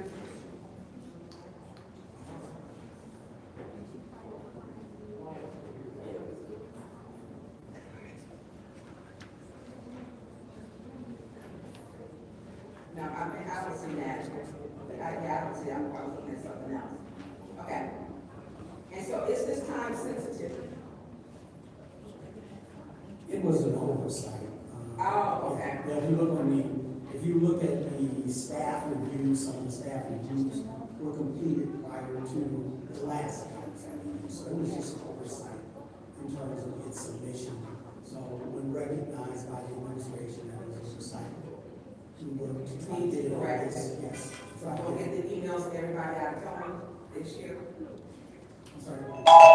Thank you. Anybody else in the second round of discussion? Councilwoman in the second ward, you have the floor. Thank you. Thank you. Yes, thank you so much for coming and for your service. So just want to bring a little clarity to the council rules as we move forward. According to Rule 27.6, it states that only the presiding officer may call an individual to the podium to answer any questions. Other council members will have to petition the presiding officer to make this request.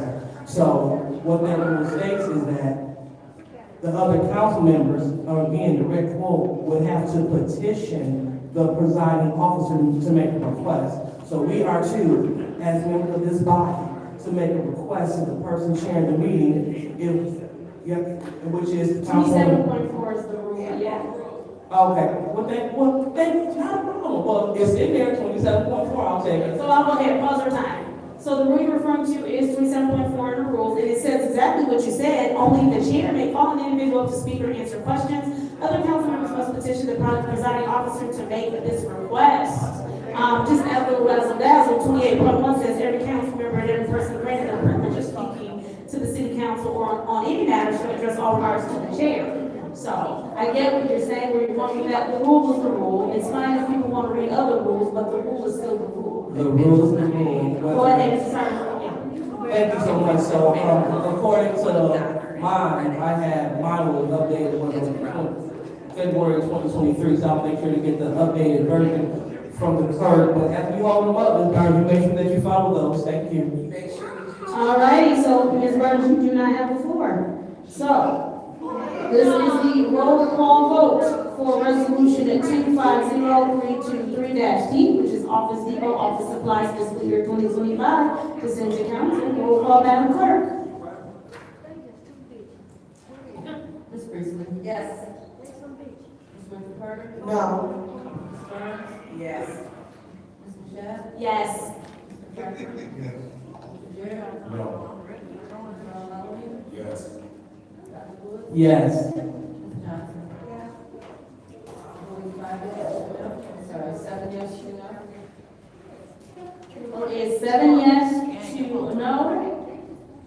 Resolution 250323-T, which is the Office Depot Office Supplies Fiscal Year 2025, has been sent to council. We're moving on to Resolution 250326-T, which is the contract for Best Equipment Company. Madam Clerk, if you could please go ahead and just read the corrected, the corrected resolution for this, please. So you should have in front of you a new resolution. So basically the administration is, instead of purchasing 3 street sweepers and 1 leaf bag, they are instead purchasing 1 street sweeper and 1 leaf bag. So you can amend the original resolution to the version that you have in front of you. It pretty much reads the same outside of the dollar amounts, and the number obviously for the street sweepers. Also, I sent, as supplemental information, all by email, the sales proposal. So this resolution did have another sales proposal, and again, it reads the same pretty much as the other one, except for it only lists the 1 street sweeper. So I do have a copy of that proposal if you would want to see that. So yeah, I'm asking you to amend it to this version, and that should suffice. Councilwoman in the 4th Ward. First thing we have to do is, make a motion to send council 250326, and then, so. Okay, if there's a motion to send resolution 250326-T to council, is there support? Moved and properly supported by the councilman in the 1st Ward, councilwoman in the 4th Ward, go ahead. Madam Chair. Go ahead. Make a motion to amend 250326 to the dollar amount of $917,014 as on the resolution before us. And the as a 41. Is there support? It's been moved and properly supported. Is there, wait, is there more language that needs to be changed? Because right now she just changed the dollar amount without changing the. Right, but I think we need to change the equipment amount too. You just said the dollar amount. So you want to, what do you want to do? Go ahead. The resolution, the intent of the motion was to amend this, the one in our hands to. Was it already read out loud for the record by the clerk? I just want to make sure it's already read out loud for the record. Okay, so it's already read out loud. So your motion is to do 250326.1 to the new amended to the wording that was read out loud by the city clerk, correct? Okay, is there support? Moved and properly supported by the councilman in the first ward. Roll call, Madam Clerk, and this is the vote to amend it to point one.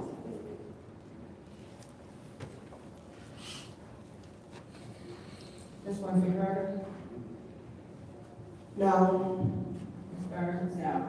Ms. Michelle? Yes. Mr. Pfeiffer? Mr. Jarrett?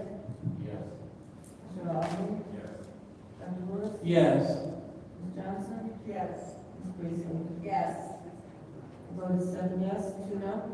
7 yes, 2 no, so it has been amended to the point one. Moving on to resolution 2503-26.1, what is the pleasure of the body? Madam Chair. Councilwoman Priestley. Motion to send it to council. There's been a motion to send this resolution to council by Councilwoman Priestley. Is there support? Moved and properly supported by Councilman in the first ward. Is there discussion in the first round of discussion? Is there discussion in the second round of discussion? Roll call, Madam Clerk, for resolution 2503-26.1. Ms. Burns? No. Ms. Michelle? Yes. Mr. Pfeiffer? Mr. Jarrett? No. Mr. Allen? Yes. Dr. Lewis? Yes. Ms. Johnson? Yes. Ms. Priestley? Yes. Mr. Carter? No. Vote is 6 yes, 3 no. Vote is 6 yes, 3 no. Resolution 2503-26-T, which is the contract for best equipment, is being sent to council. Moving on to appointment 250318-T, which is the appointment to the local officer compensation commission, Casey Lester. What is the pleasure of the body? Madam Chair. Councilwoman Motion Priestley. to send to council. There's been a motion to send to council. Is there support? Moved and properly supported by the councilman in the first ward. Is there discussion? Councilwoman, I'm sorry, go ahead. Yes. Thank you, Madam Chair. And I'm just gonna say this for all of the appointments. I will not be voting on any of the appointments. I believe that all appointments should go to the committee. This is not an emergency for these appointments. And that's what I'm gonna say for each of the appointments. It's not that I don't want these people in these seats. However, I think we should not circumvent the process of committees. Thank you. Thank you. Is there anyone else in the first round of discussion? Councilman in the 8th ward. Through you to the clerk, Madam Clerk, is there any, local officer compensation meeting scheduled anytime soon? No, I will be scheduling the meeting once the body is, once the members are appointed. Right now, we have 3 members whose terms have expired, these 3. And there is, it is time sensitive, these appointments need to be made before October 1st. Because they have to meet this year, right? Yes. And so once, the body has been constituted, I will be scheduling that meeting. Thank you. Anybody else in the first round of discussion? Madam Chair. Councilwoman Priestley. Through you to the clerk, did you say that these appointments had to be made by October 1st? That's correct. Thank you. Anybody else in the first round of discussion? Anybody in the second round of discussion? Seeing as how there's no one else in the second round of discussion, this is the roll call vote for appointment 250318-T, which is the appointment to the local office compensation committee. Casey Lester, roll call, Madam Clerk. Ms. Michelle? Yes. Mr. Pfeiffer? Mr. Jarrett? No. Mr. Alvin? Dr. Lewis? Yes. Ms. Johnson? Yes. Ms. Priestley? Yes. Mr. Carter? No. Ms. Burns? Yes. The vote is 7 yes, 2 no. Vote is 7 yes, 2 no.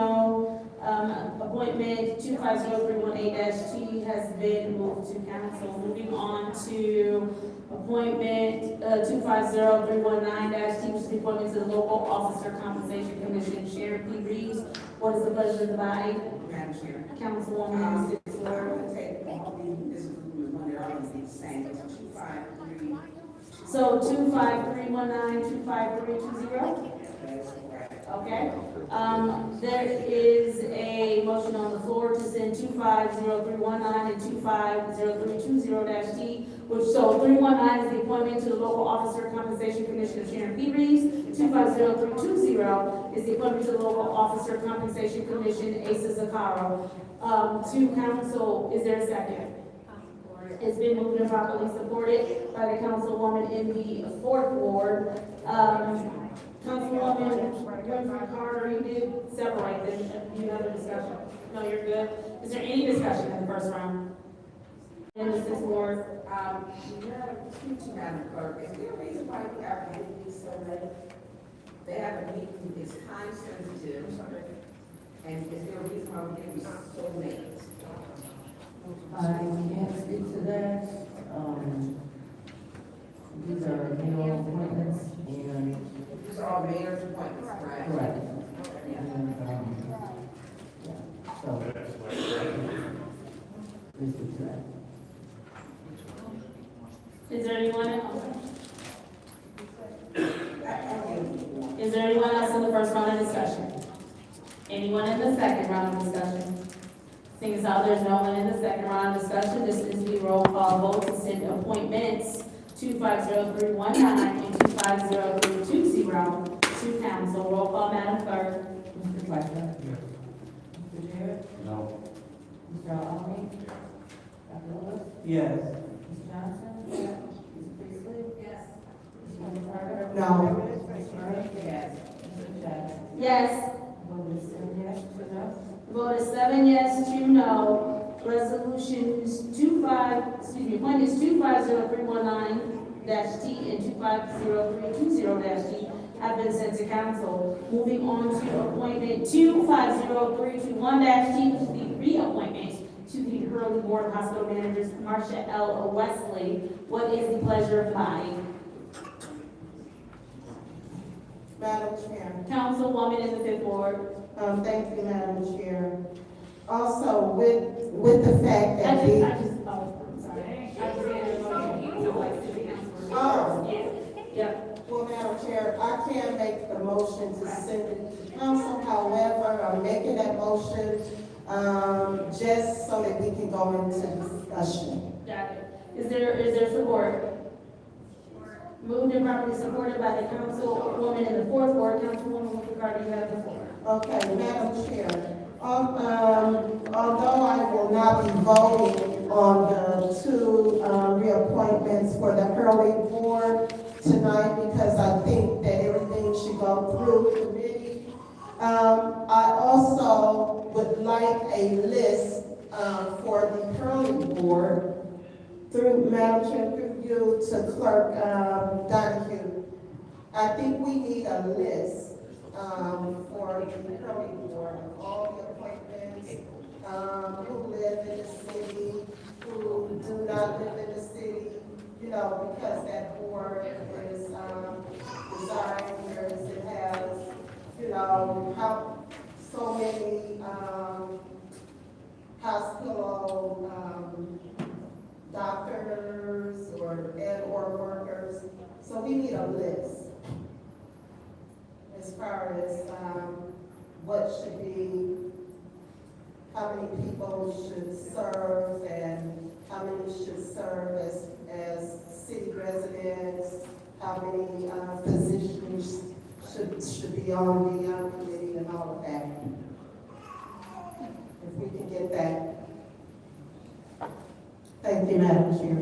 I yield. Is anybody else in the first round of discussion? Councilman Fletcher, go for it. The next two resolutions for her board, at this time, I will not be supporting, for the simple fact of it's been a long precedent of mine that I don't support if they don't have, resumes, even though that they've been approved in the reappointments. And, our predecessors approved them, that doesn't mean that we shouldn't have oversight and review their qualifications. So at this time, I'm not ready to support this resolution nor the second. I'll just put that on the record now. Thank you. Thank you. Anybody else in the first round of discussion? Madam Chair. Councilwoman in the sixth ward, you have the floor. Thank you to the city clerk. These problems are time sensitive because we have people serving who are in limbo. And,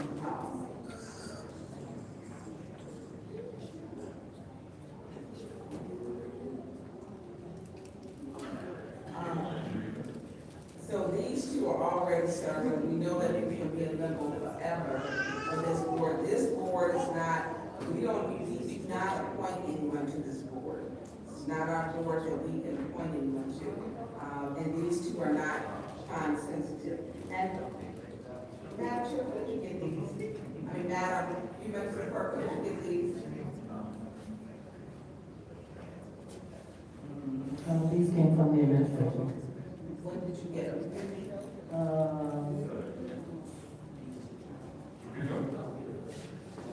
I'd have to check, but I think it was sometime Thursday. It was before the meeting deadline. Okay. We haven't been accepting any items after the meeting deadline. And we don't have prior even their resumes, and they're not here today? I don't like to pull the resumes from previous resolutions only because there could be some changes. So they didn't give an update? No, but whatever what you have is what I see. So is it customary that when people are applying to boards that we do get a resume? Most often because that's what you have asked for. And has been customary through the years and the precedence has been set that they are either here or here and have a resume? Per council's request generally, yes. Okay, thank you. Thank you. Is there anybody else in the first round of discussion? Anybody in the second round of discussion? Councilman in the eighth ward. So, the councilman in the ninth ward just pointed out that it says reappointment, but it says replacing Thomas James. So, Madam Chair, to you, the clerk, is this a reappointment or is this replacing Thomas James? Again, this is how it was presented to me. I just noticed that in the title. I don't see it mentioned anywhere in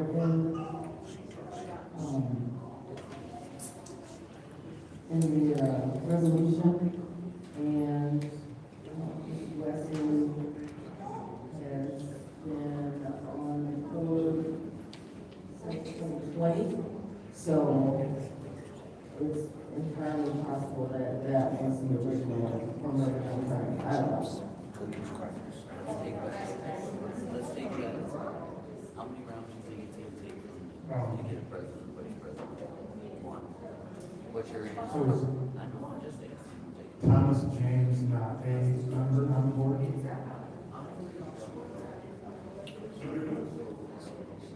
She can do it, so you have to do it. Thank you. Okay. So, Madam Clerk, you stated that it has been on the board? Yes, Ms. Wesley has been on the board since 2020. You said 2020? Correct. So she would not be replacing whoever this Mr. James person I is? believe so. So, is there something that we need to do with this resolution? Because the body is not mentioned that at all. At this time, you can approve it and then we would just, administratively just take that off because it's not resolved. All right. So you said, if this is approved, that it just can be removed administratively? Correct. Okay. Is there anyone else in the second round of discussion? Madam Chair. Councilwoman in the second ward. Thank you. Because this is mayoral appointments, and he's charged to appoint the people to this body. I want to support that. And also, I also want to just encourage the colleagues. Well, first, I want to say, Madam Clerk, could you please, through you? There we go. Madam Chair, to the clerk, I would like to give the report of all boards. So, not just the early board, but all of our boards, you know, I'm quite certain that we have a lot of vacancies, including the Human Relations Commission. We have a lot of vacancies, so if you could add all of the boards to that, so we all can fill those important seats, I'll definitely appreciate that. So we know where we're standing, because as we see that the mayor is responsible for these appointments, we have some appointments too, so we want to make sure that we are, again, doing our part as the mayor does his. Thank you. Is that you? Okay. Is there anybody else in the second round of discussion? Since there's no one else in the second round of discussion, this is the roll call vote to send appointment 250321-T, which is the reappointment to the Hurley Board of Hospital Managers, Marcia L. Wesley, to council. Roll call, Madam Clerk.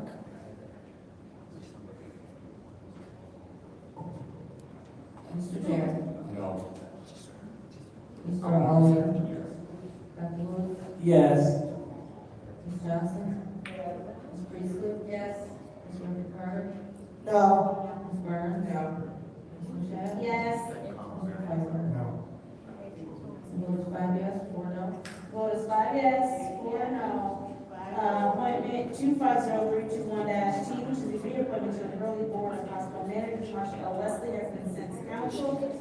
Moving on to resolution, our final resolution is appointment 250322-T, which is the reappointment to the Hurley Board of Hospital Managers, Jesse Collins. What is the pleasure of the body? Councilwoman in the fourth ward. There's been a motion to send to council by the councilwoman in the fourth ward. Is there support?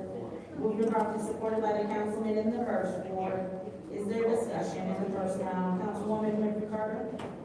Madam Chair, like I said before, I will not vote on sending any appointments to council because they will not go through the post.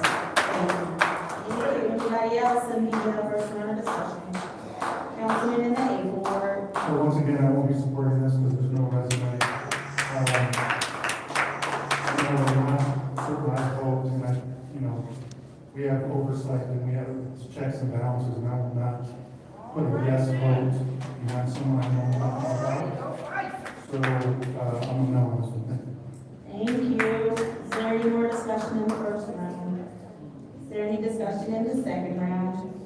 Seeing as how there's no discussion in the second round, this is the roll call vote to send resolution 250322-T, which is the reappointment to the Hurley Board of Hospital Managers, Jesse Collins, to council. Roll call, Madam Clerk. Mr. Oliver. Dr. Lewis. Yes. Ms. Johnson. Ms. Priestley. Yes. Ms. Winfrey Carter. No. Ms. Burns. No. Ms. Michelle. Yes. Mr. Piper. No. Mr. Jerry. No. Vote is 5 yes, 4 no. The vote is 5 yes, 0 no. Resolution 250322-T, which is the reappointment of the Hurley Board of Hospital. I'm sorry, was that? Can you state the compliment? 5 yes, 4 no. Yep. Resolution 250322-T, which is the reappointment to the Hurley Board of Hospital Managers, Jesse Collins, has been sent to council. It is now time for the special order discussion item. There's a motion to adjourn. He withdrew it. He already withdrew it. There's a special order discussion item, special order council member report out for the Michigan Municipal League, the MML Convention 2025, a 30-minute special order to allow the following council members 5 minutes each to discuss or provide reports concerning the 2025 Michigan Municipal League Conference. This is just a report out on how training dollars were spent, how taxpayer dollars were spent, and how council, who all went to training, what they did during training. Councilwoman Johnson, you have 5 minutes if you so choose.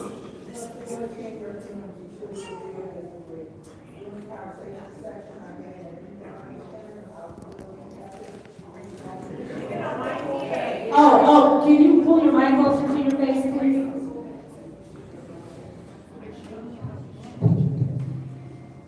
Civility and should we agree to disagree?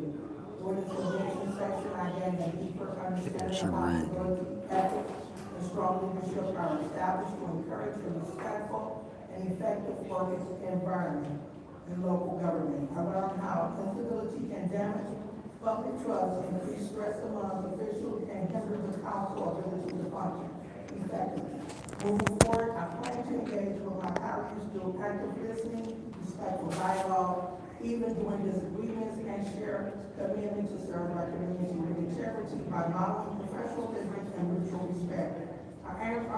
I aim to encourage us to love thy neighbor as we love thyself, and help strengthen the overall effectiveness of the community city council. Thank you, Councilwoman Priestley, you have the floor. Thank you. So the theme for this year's convention was grassroots, basically. Every session that I attended, except for the budgeting one, which I moderated, was about grassroots starting and developing and working through issues. Especially interesting was the final closing session where people were talking about how in a community there was a lack of benches for people to sit. And so they developed, some guy built benches and they raised money and it just grew. And the city never moved a single bench. Suddenly, they built it. They didn't ask permission, they did it. Hint, hint, hint.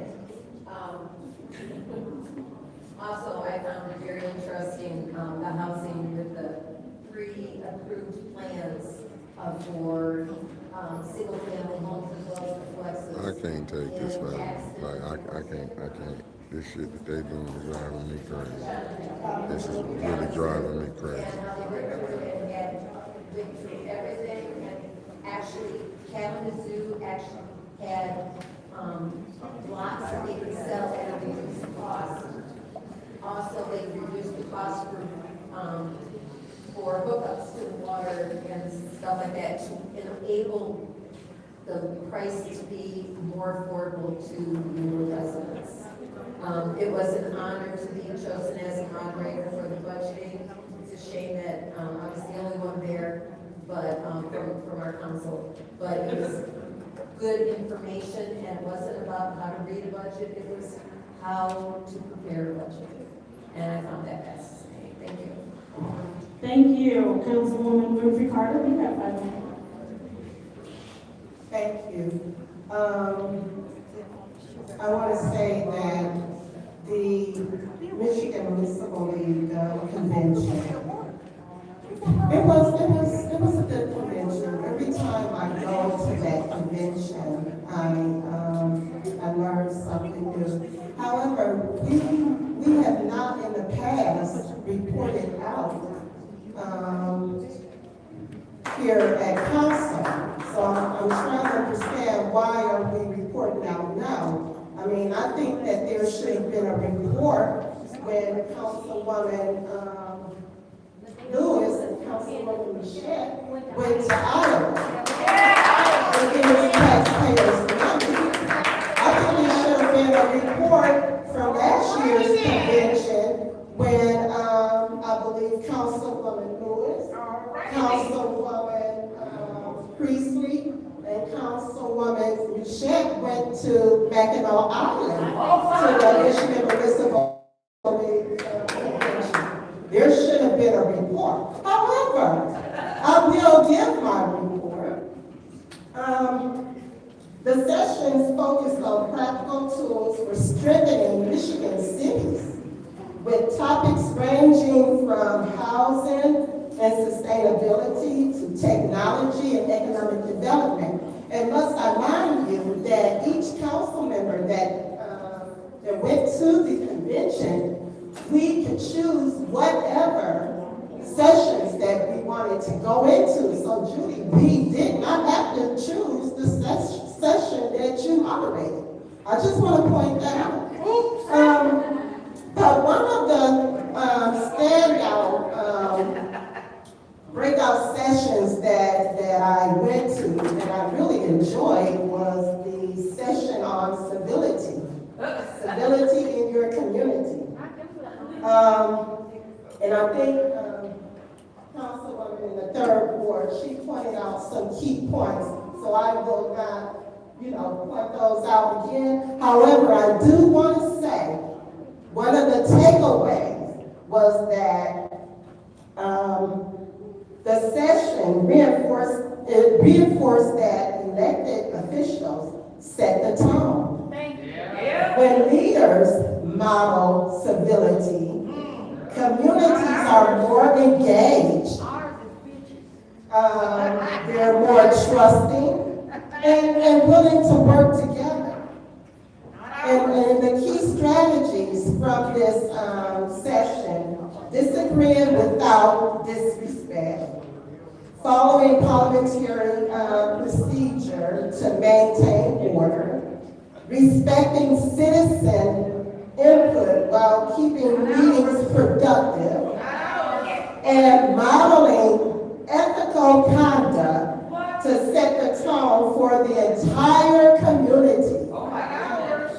The convention also emphasized Michigan's thriving communities framework, a statewide push to link local government action with state-level support around core areas such as health, housing, infrastructure, and arts and culture. In short, the convention reinforced that leadership requires vision, collaboration, and above all, civility.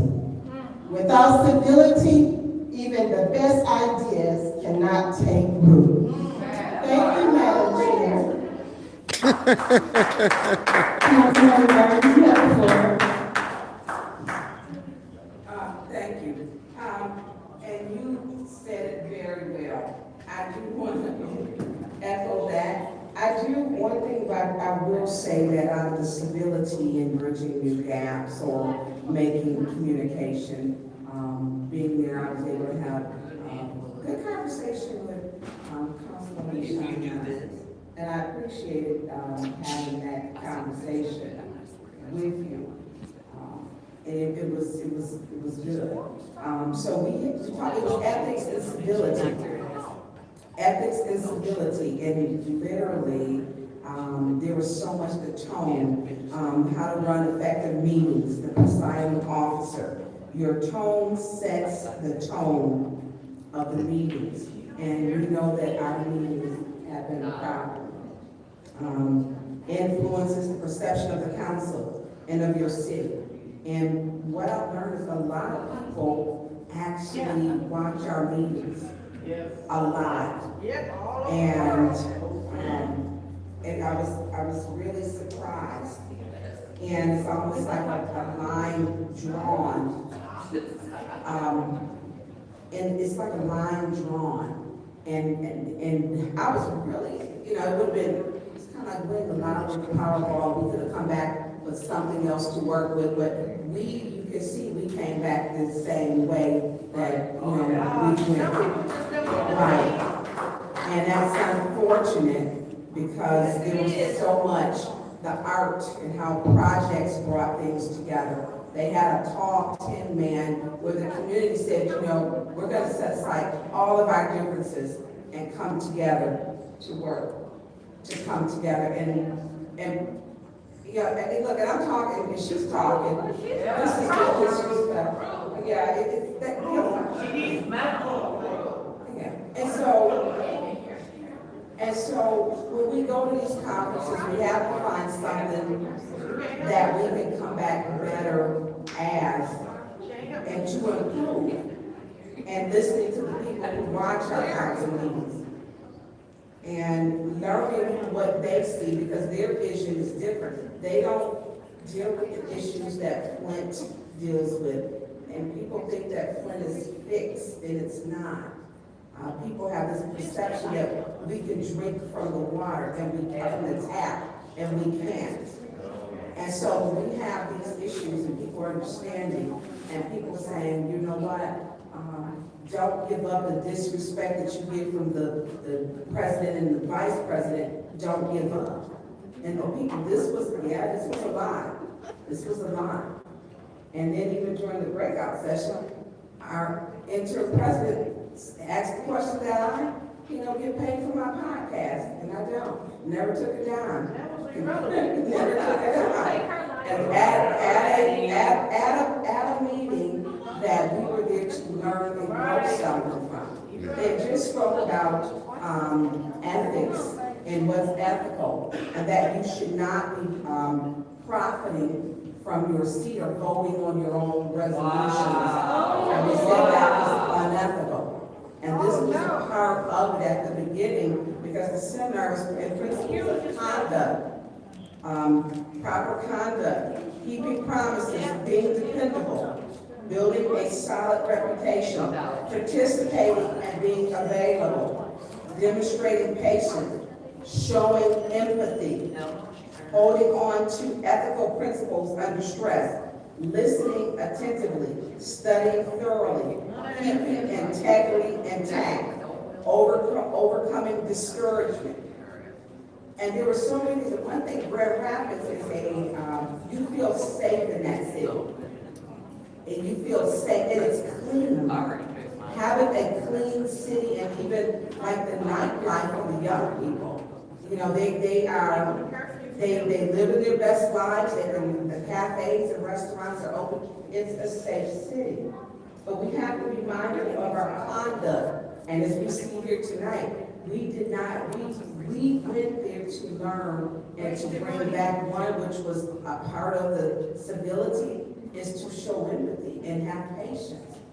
We did not get the tools that we really needed. We did not.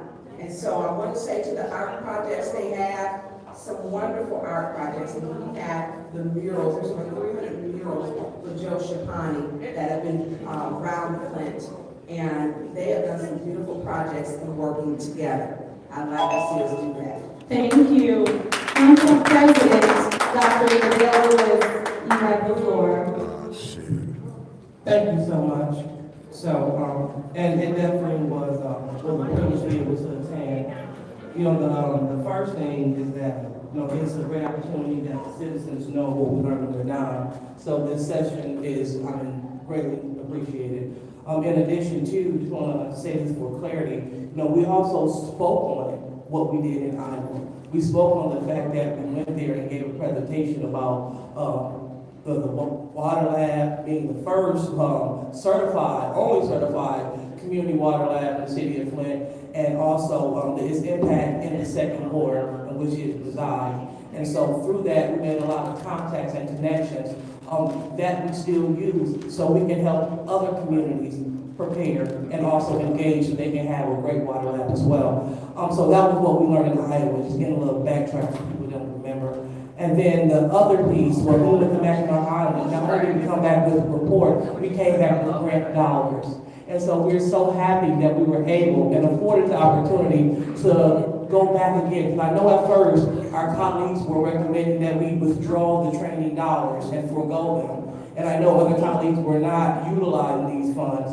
And so I was so happy to see colleagues take advantage. So such as Councilwoman Burns, Councilwoman Winfrey Carter, Priestley, myself, as well as our newly elected third ward councilwoman, LaShawn Johnson. So that it was great seeing you there as well. And the fact that you pressed it up, so it was great seeing you there and seeing you interact with individuals, that are in the seat and you're willing to learn. All right, so going back to this, so I noticed the mural on the wall. That was a great presentation because, like Councilwoman Burns said, it spoke to what we have going on right now. We are ahead of the curve in a lot of ways. So, Flint, we may have our challenges, but at the same time, we also are doing a lot of things right. So, yes, Mr. Joe Shapani, he left a rich legacy of murals, and I know Sandra Branch, I believe, she's also involved and engaged in that space. But we also bring in many other people to help create these murals that we see on Martin Luther King, that we see on Saginaw Street. So these are great pieces of work, and a lot of them are done by local artists. So that was a great thing. The other thing that I saw was, I was also at the session that dealt with civility in your community. Should we disagree? Should we agree to disagree? And the great part about that is it emphasized the fact that we can disagree, but doesn't mean that we have to disconnect. Oftentimes, when someone don't agree with someone, they take it as a form of, now you're becoming my enemy. But no, we're just sharing other points of view. And so they were saying that MML, that they receive a lot of things, such as they're hearing that questions such as, what to do about council members who are just rude and abusive. What to do when our audiences at our meetings are horribly disruptive and frequently downright rude. What do we do? What do we do? So they were offering a safe place to give us this valuable feedback.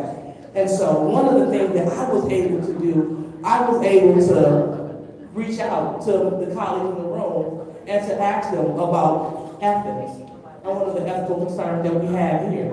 And so since Councilman Burns brought it up, we're talking about, being able to monetize from our elected seats. I wanted to know if that was happening in other areas. And unfortunately, they had no clue what I was talking about. They were really shy. So we're the first in that as well. But the good part is, I'm looking forward to continuing to work with the Michigan Municipal League to work on ethics policy so we can make sure that we're standing in the front of that and that we are doing everything above board. Because one thing that they said was very paramount, and it was this: just because it is your right does not make it right. And so we want to make sure that we're operating in the best interest of the residents from our elected seats. So thank you so much, Councilwoman Madam Chair, for this opportunity. Thank you. And the last person to take their 5 minutes to discuss the conference, that would be myself. I'm going to take some time. I do want to reiterate something very important that Councilwoman Lewis said, is that anytime that we have gone to a conference, we have come back in, we have reported out what we've done during those trainings. And so this is not anything unique. This is just us having an opportunity as council members who went somewhere on taxpayer dollars, because we hear so often, if we're going to these trainings, we need to hear what you've done at these trainings. So this is us letting you know what occurred while we were at training. One of the sessions that I went to was the creative storm water management. The reason that that session was important for me to go to is because during the fall season, one of the things that we deal with a lot here in the city of Flint is the backup of our sewer. And the reason we have that issue is because, one, you have people who are raking leaves, or they're dropping trash, or whatever the case may be. It causes a backup in our storm water management. I am a part of a group in which the city of Flint sewer department is a part of that group, as well as the Flint River Watershed is also a part of that group. And we are basically looking at a way to do some stormwater management, making sure people know to clean the drains and make sure that we are not adding more polluting items to the drains, so that we're not having backups of water flow during the heavier rainy seasons. And so I had an opportunity to take a tour while I was in Grand Rapids, and they're doing some amazing, amazing work around stormwater management. They're also doing a lot of really good work around the green space. They have a energy company that was there since 1880 something on their oldest side, in 1990, the top of the 1900s on their quote unquote newer side. But they've been able to retrofit that so that they're able to lower their carbon emissions and put out more good green energy. And so I think that's something that we should be able to replicate in Flint, is to retrofit some of our older buildings so that we are not polluting our air, because we already know we've dealt with it certain already. And so I had a great time on that tour. Also had an opportunity to visit the river that they had there and hear about the flood that occurred and why they now make sure that their river flows in a way that it doesn't cause a huge flood, because they had a huge flood issue a couple of years back. I also had an opportunity to go to the Thriving Communities for a Thriving Michigan. And again, that was something else that was also focused on infrastructure. One of the things that we know is that infrastructure around the country is very old, it's aging, it's antiquated, and it needs to be changed. It causes a lot of environmental issues, which causes a lot of health issues and impacts us in negative ways. We see things like poisonings and cancer happening because of the way infrastructurally a lot of things are set up. And so I had an opportunity to go and learn a little bit more about how we can better improve our aging infrastructure in the city of Flint.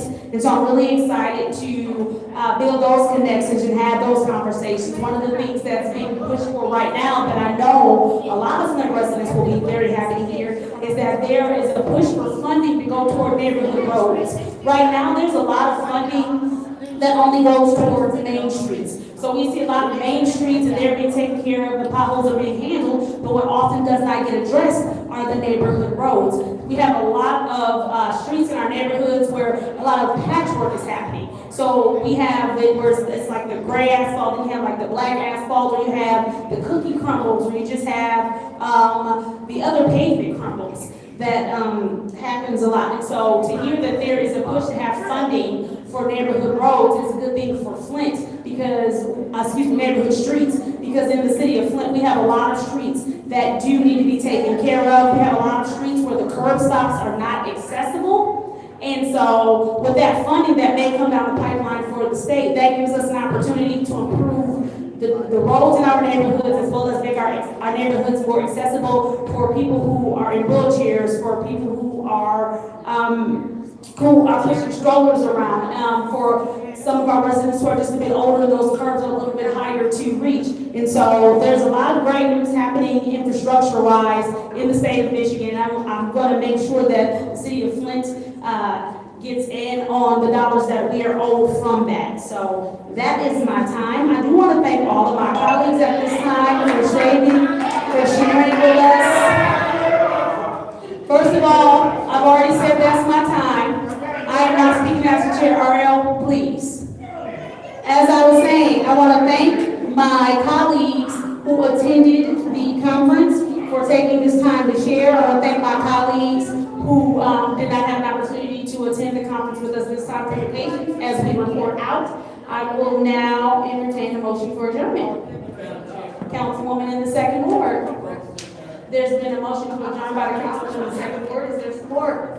Moved and supported by the councilman in the first ward. Roll call, Madam Secretary.